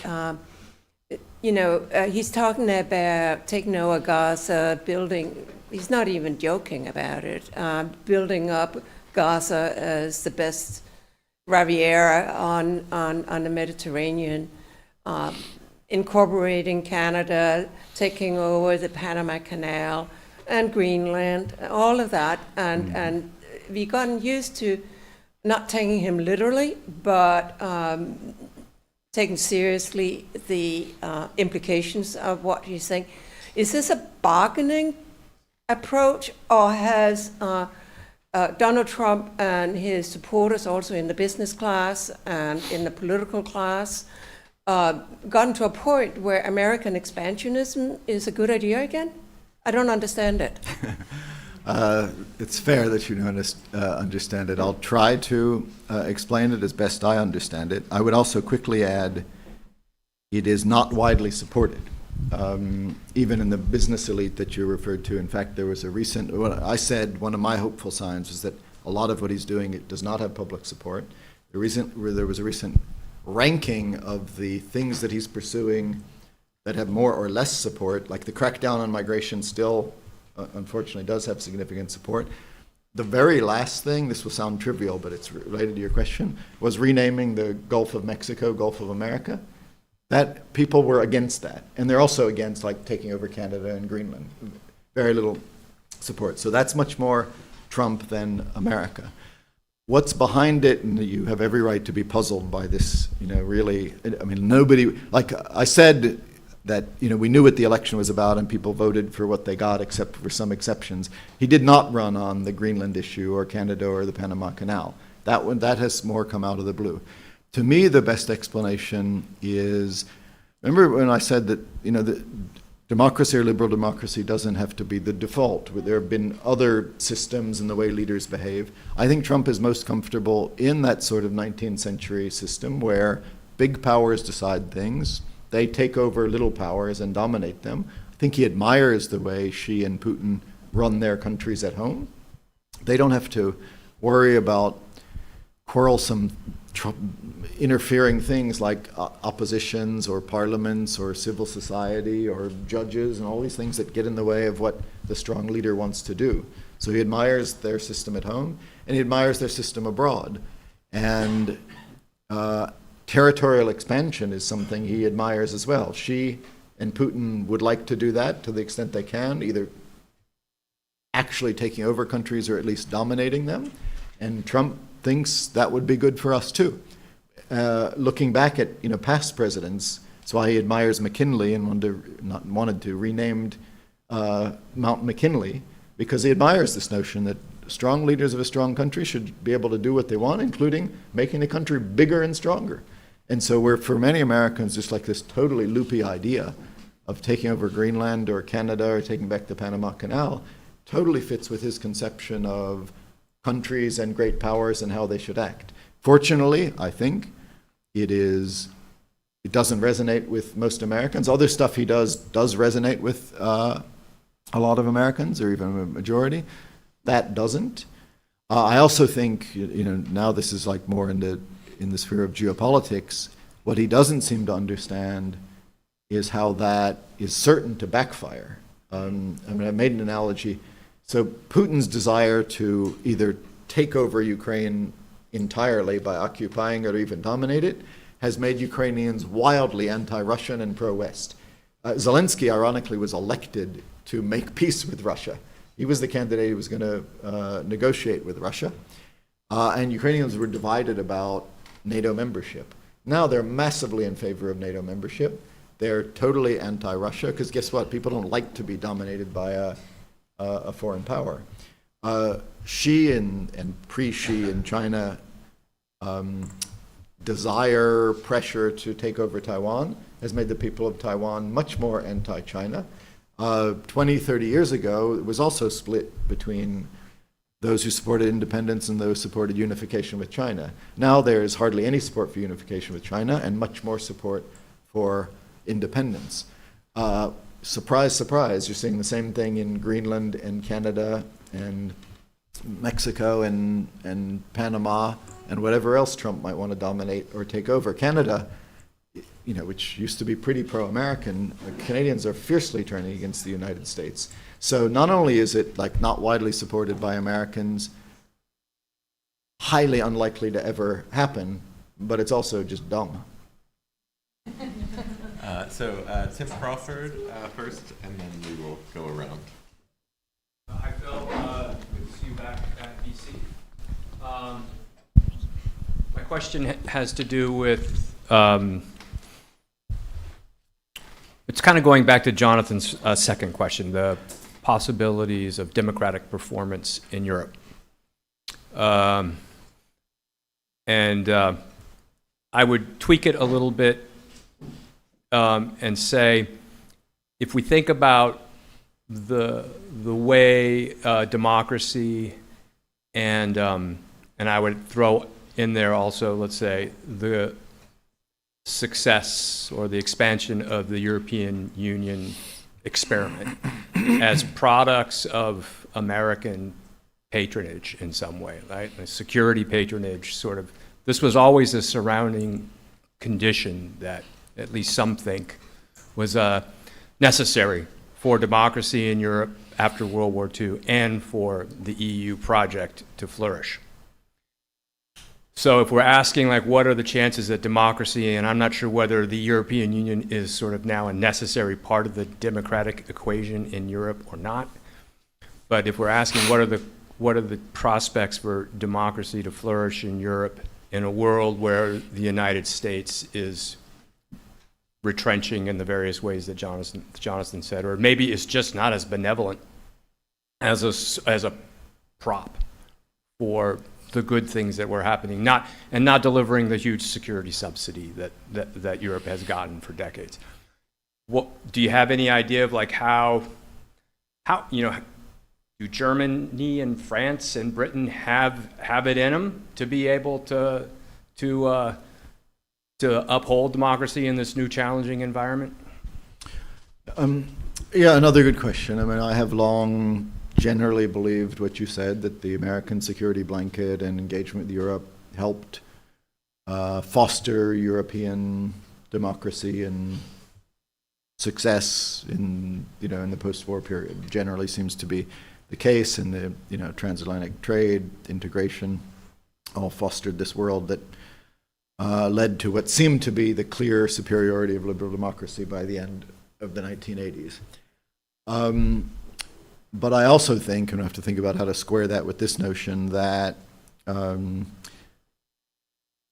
the extent the European project has been in trouble in recent years, and there hasn't been a big project or goal, there have been real questions about European integration, and there have obviously been some of the same populist trends in Europe. Trump is becoming the Jean Monnet of Europe now by reviving the prospects for European integration. And we've had such a turnaround. I mentioned how U.S. economic growth has over the past 20 years been so much better than Europe's stock market performance, virtually every level, but also, you know, energy production and high tech. And Europe has been in a really difficult phase, and even right up until the end of last year, like European leadership. So you had Macron, who made himself a lame duck with, you know, parliamentary elections that he lost. Scholz in Germany was at like whatever 12% popularity and clearly lame duck.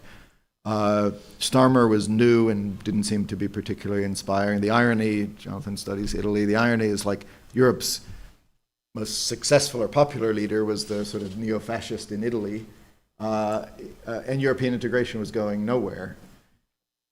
Then, you know, Trump gets elected, starts doing, you know, pulling support from Ukraine, calling the EU, you know, hostile, set up to undermine the United States, raising questions about NATO, bullying Canada, but that's a separate matter.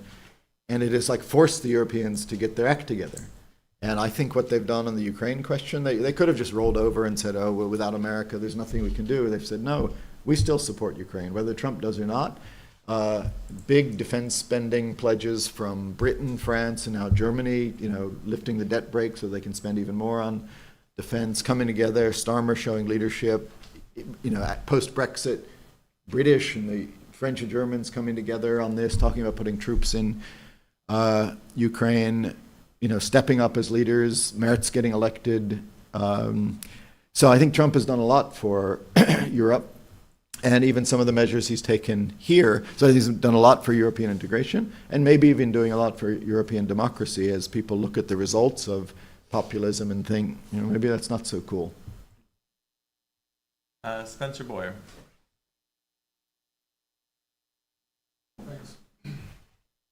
Thanks so much for your remarks, Phil.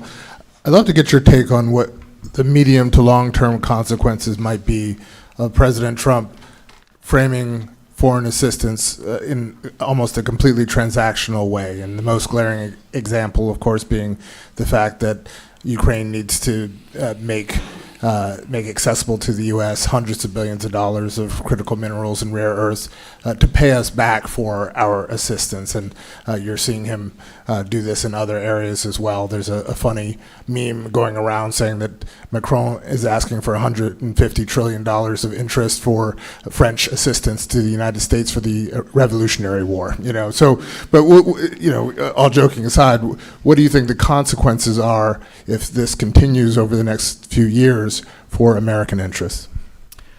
I mean, it won't surprise you to hear me say I think it's deeply damaging to American interests. To, you know, for all of the flaws and cracks in the so-called, you know, U.S.-led world order, there was something positive about the notion that the United States had a series of allies and helped deter wars, and countries knew that the U.S. would stand up, obviously for its interests. I'm not going to try to pretend that, you know, the U.S. was always high-minded and doing the right thing, but it stood up for its interests. But it happened that those interests coincided with a free and open world where aggression had a price.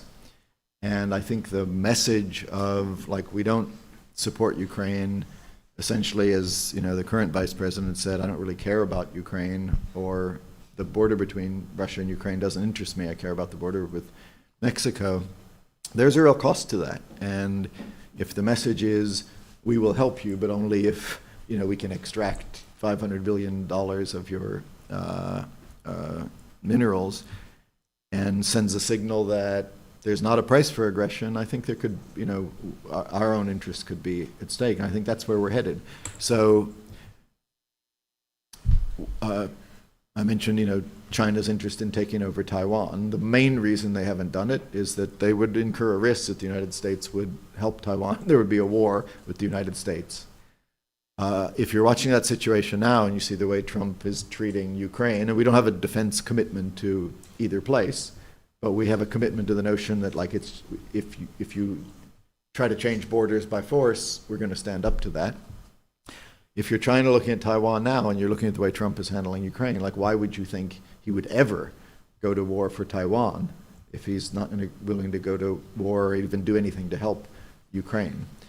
So I think it's making the world safer for aggression.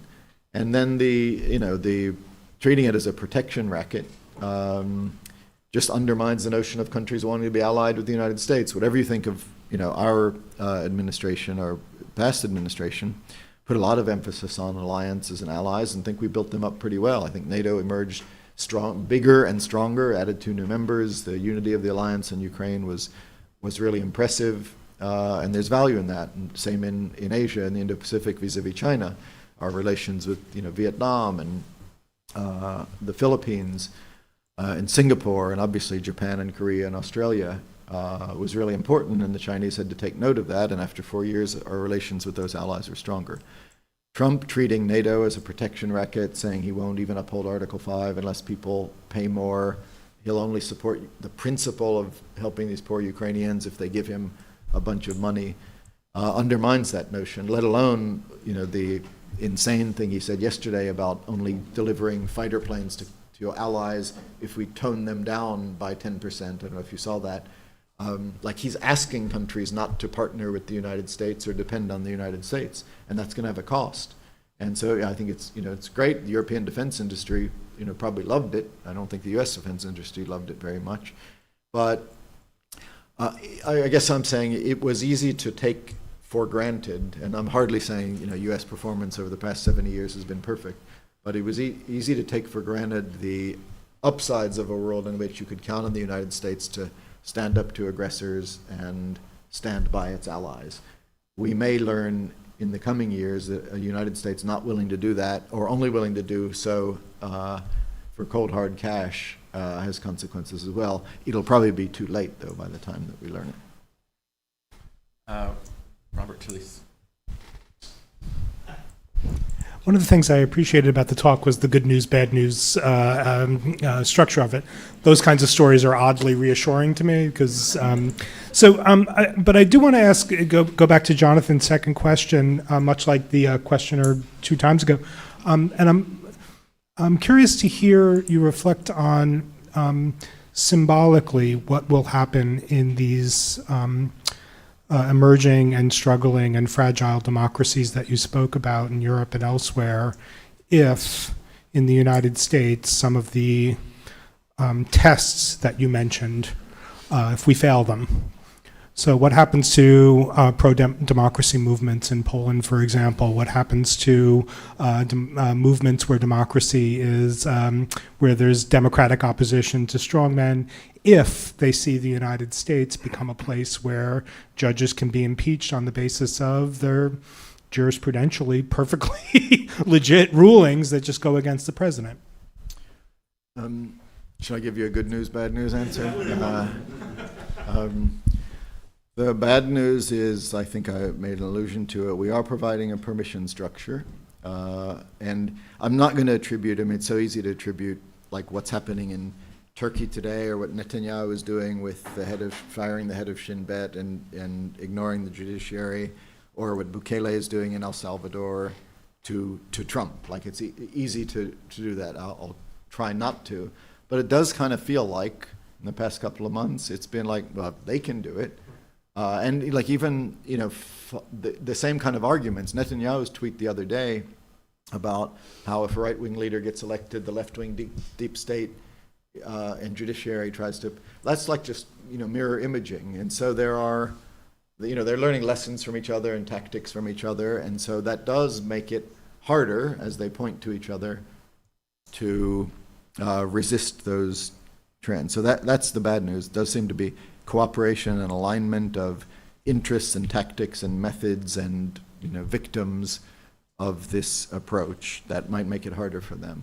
The good news, I guess, to the extent there is any, is that ultimately where there's been progress, it's been more local than, like the Polish opposition didn't, yes, they had friends and we supported them, but actually, I was in the administration, we dealt with the Polish government. That's what you do, and we've dealt with the Turkish government. And often they want more from us. They want us not to deal with those governments, but ultimately these things are more local than global. And if there's going to be a people movement in the Philippines or Poland or Guatemala, it's going to be much more driven by local factors than whatever we might do here. Frank Garcia. Thank you for a very enlightening and sobering talk. This question may pull more to your side as a scholar, but it would have seemed to me up to a few weeks ago easy to say that universities could play a role, something like the monasteries did in the Middle Ages, to keep certain possibilities alive for a sort of resurgence or reflourishing. Recent events and some potentially fateful decisions by Colombia, though I'm not in their shoes, I don't want to judge that from the outside, at least to me raise the question, how does it contribute to the possibility of the re-democratization if universities become compromised or weakened, and what's our role here? That's a good question. I'm not sure I'm perfectly placed to answer it. I think the fact that, the fact that they're going after universities partly answers the question. Like, they wouldn't be going after them if they didn't think that they played a role in preservation of democracy. Because, one thing democracy does depend on is truth and facts, and we know that anti-democratic movements try to erase that. That's what all this disinformation is about, and I think that's part of the playbook and technique. Just put a bunch of stuff out there that makes people just question everything. I even think, even the release of the JFK stuff, it's all part of this. You can't trust the government, you can't trust facts, and universities, if their role is to present facts and truth, then if you can question that too, they're not presenting facts and truths. They're owned by some ideology or money or political agenda. So the fact that they're going after universities in a lot of the countries we've talked about suggests that they understand that they do have a role, and I think it's incumbent on universities to continue to play that role. And again, I won't comment on the specific Colombia situation, and I get the challenge, and we're seeing that not just with universities but law firms, everyone, when financial interests are at stake. And it's easiest for outsiders to be courageous with someone else's money. I always think people should risk their salaries in the name of freedom. It's harder to risk your own, but it really is critically important. And that was kind of my point at the end of, it's still in our hands. And if what they want you to do is give up and decide, it's just not worth it, it's too hard, I run personal risks, or my institution run personal, the easier thing is just go along. And the successful autocracies that I've referred to have gotten there. Like in Russia anymore, I used to go to Russia when I was assistant secretary. There was still an opposition, and you can meet with NGOs, and that's just gone now. It's people it's not worth it. That's what they want to get to. The universities, they just they're not going to publish something that would challenge the administration. They run a risk, and you just keep your head down, and you can get your salary. And it was obviously the Soviet Union. Just don't raise a fuss. We're fortunately nowhere near that yet, but that's what the goal is. And people who have studied this thing have pointed out how critical it is to, I was going to use the word resist, it's not the exact word I'm looking for, to keep standing up for democracy in the early phases before it's too late. If you wait until you're one of the few standing, it is too late. But if immediately you say no, civil society, universities, private sector, law firms, individuals, we're standing up for it while you still have critical mass, while there's still something there. So I think it's incumbent on all of the institutions and all of us as citizens to do so, but universities are high on that list, absolutely. You have time for one more, two more questions. I have a student in back.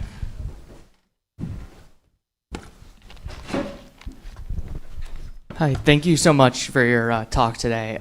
My question kind of goes back a little bit to Professor Kerber's question from earlier about this kind of definition of democracy. And I know at least when I interact with a lot of my Republican or conservative peers, they are certainly saying that they're fighting for democracy. And I think kind of what I'm seeing is more of a disillusionment with bureaucratic democracy to some degree.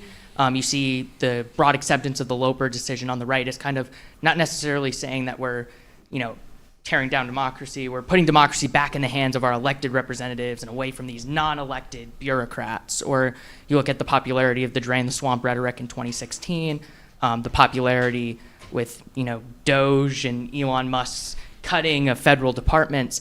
And my question to you is kind of, is there a way to maybe get this, remedy this disillusionment with democracy by maybe remedying the disillusionment with bureaucratic democracy, whether that's through reforming the bureaucratic, state in some capacity, maybe not in the way that we're doing it currently, or finding some other method of making people, happy with the way that our democracy functions bureaucratically?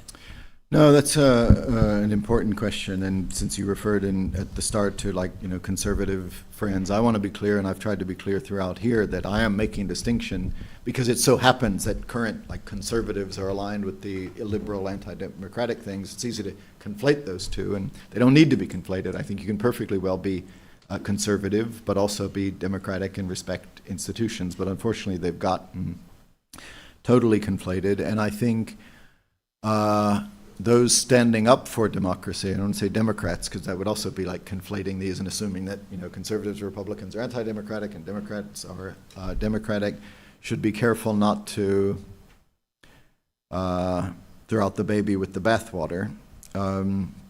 And I think that, frankly, and again, I wasn't trying to be political here, more scholarly, but to be a little bit more political. After the 2016 election, I think that Democrats made that mistake of just going whatever Trump was for, by definition, the Democratic Party had to be massively against it.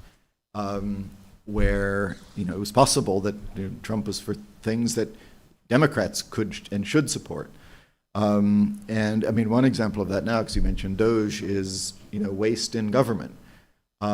Just because they might be going too far and using this for ideological and even sometimes anti-democratic purposes doesn't mean that Democrats should be against trying to find and eliminate fraud or excessive government spending. So it really is important to conflate those two. But I, circling back and having said, wasn't being political and make a distinction between conservative and anti-democratic. It is still the case that what the current administration is doing, including on the institutional stuff, there's just no other way to put it than to say that it is in the camp of illiberal and anti-democratic. And you mentioned institutions and bureaucracy. Questioning the core of the system is checks and balances, judicial review. Congress has completely abdicated its role in that process for reasons of politics. And now the real test, and I said this earlier, is the courts. And at the core of going back to this point that democracy is not just free and fair elections, but institutions, the core of it is the right or the role of the judicial branch to make sure that laws are abided by.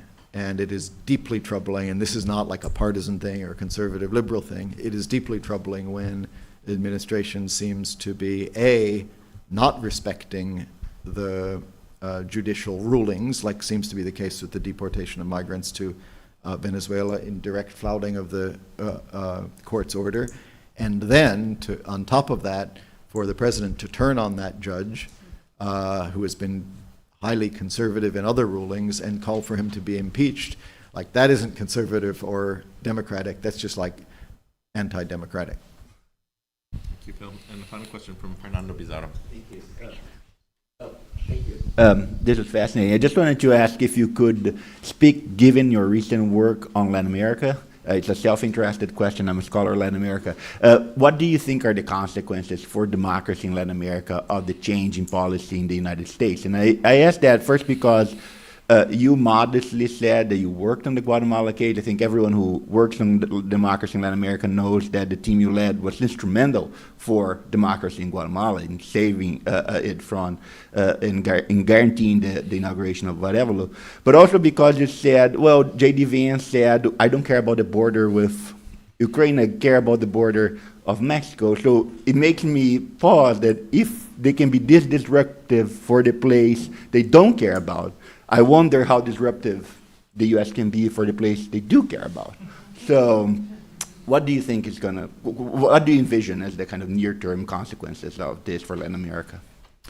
I mean, I go back to the point I made earlier on the good news, bad news thing. Ultimately, it's going to be hands of the locals. I mean, I appreciate you acknowledging our role, my role in the Guatemalan thing. I do think it was important. We put sanctions on corrupt Guatemalan officials. We made sure there would be consequences. That was the purpose of my trip, to go to see the president and let him know that the United States had a view. And we wanted to see, going back to this judicial point, Constitution had to be respected. And there was clearly corruption in the Guatemalan judiciary. So we played a role, but ultimately, if Guatemala decided to go in a democratic election, which it did, it was because of Guatemalans, and they were fed up with their own government and the lack of rights for indigenous people and others, and they took it in their own hands. And again, I'd love to tout our role and my role and want people to talk about it, but in the end, it was Guatemalans who decided to preserve their democracy, and I think that's going to be true for Venezuelans and Mexicans and everybody throughout the region, and that is, again, one of the more hopeful things I would point to in an otherwise challenging landscape. Well, thank you very much, Phil.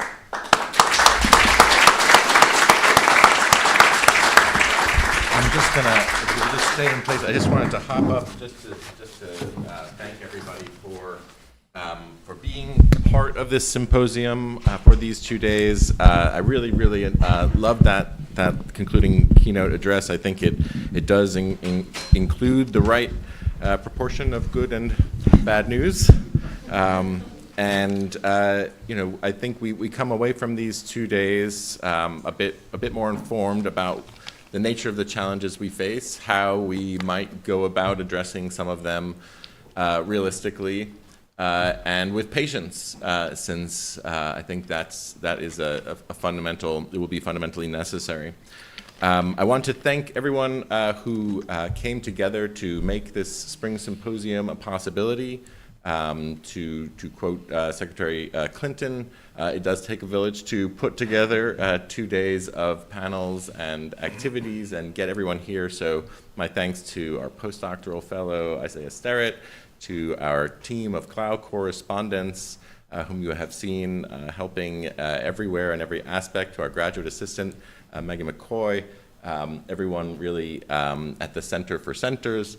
It's really called that at Boston College. Let's see. And I wanted to mention, because I forgot to before, that Nicholas Hayes Mota, who spoke so eloquently in this morning's panel, was our center's inaugural postdoctoral fellow for a couple of years. And it was really wonderful to see you back here. Welcome back, Nicholas. And I wanted to also thank Anina Schwarzenbach for coming all the way from Switzerland. That partnership with the University of Bern is one of the international outreach efforts that the center has made.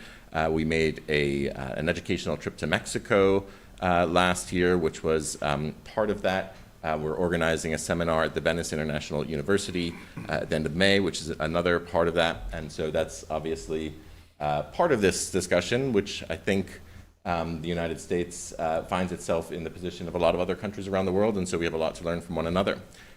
So that concludes the sort of the formal aspects of the symposium, but we have a lunch out there waiting for you, and so I hope you'll stay and mingle and exchange email addresses and continue the discussion. So thanks again to Phil and to everyone else.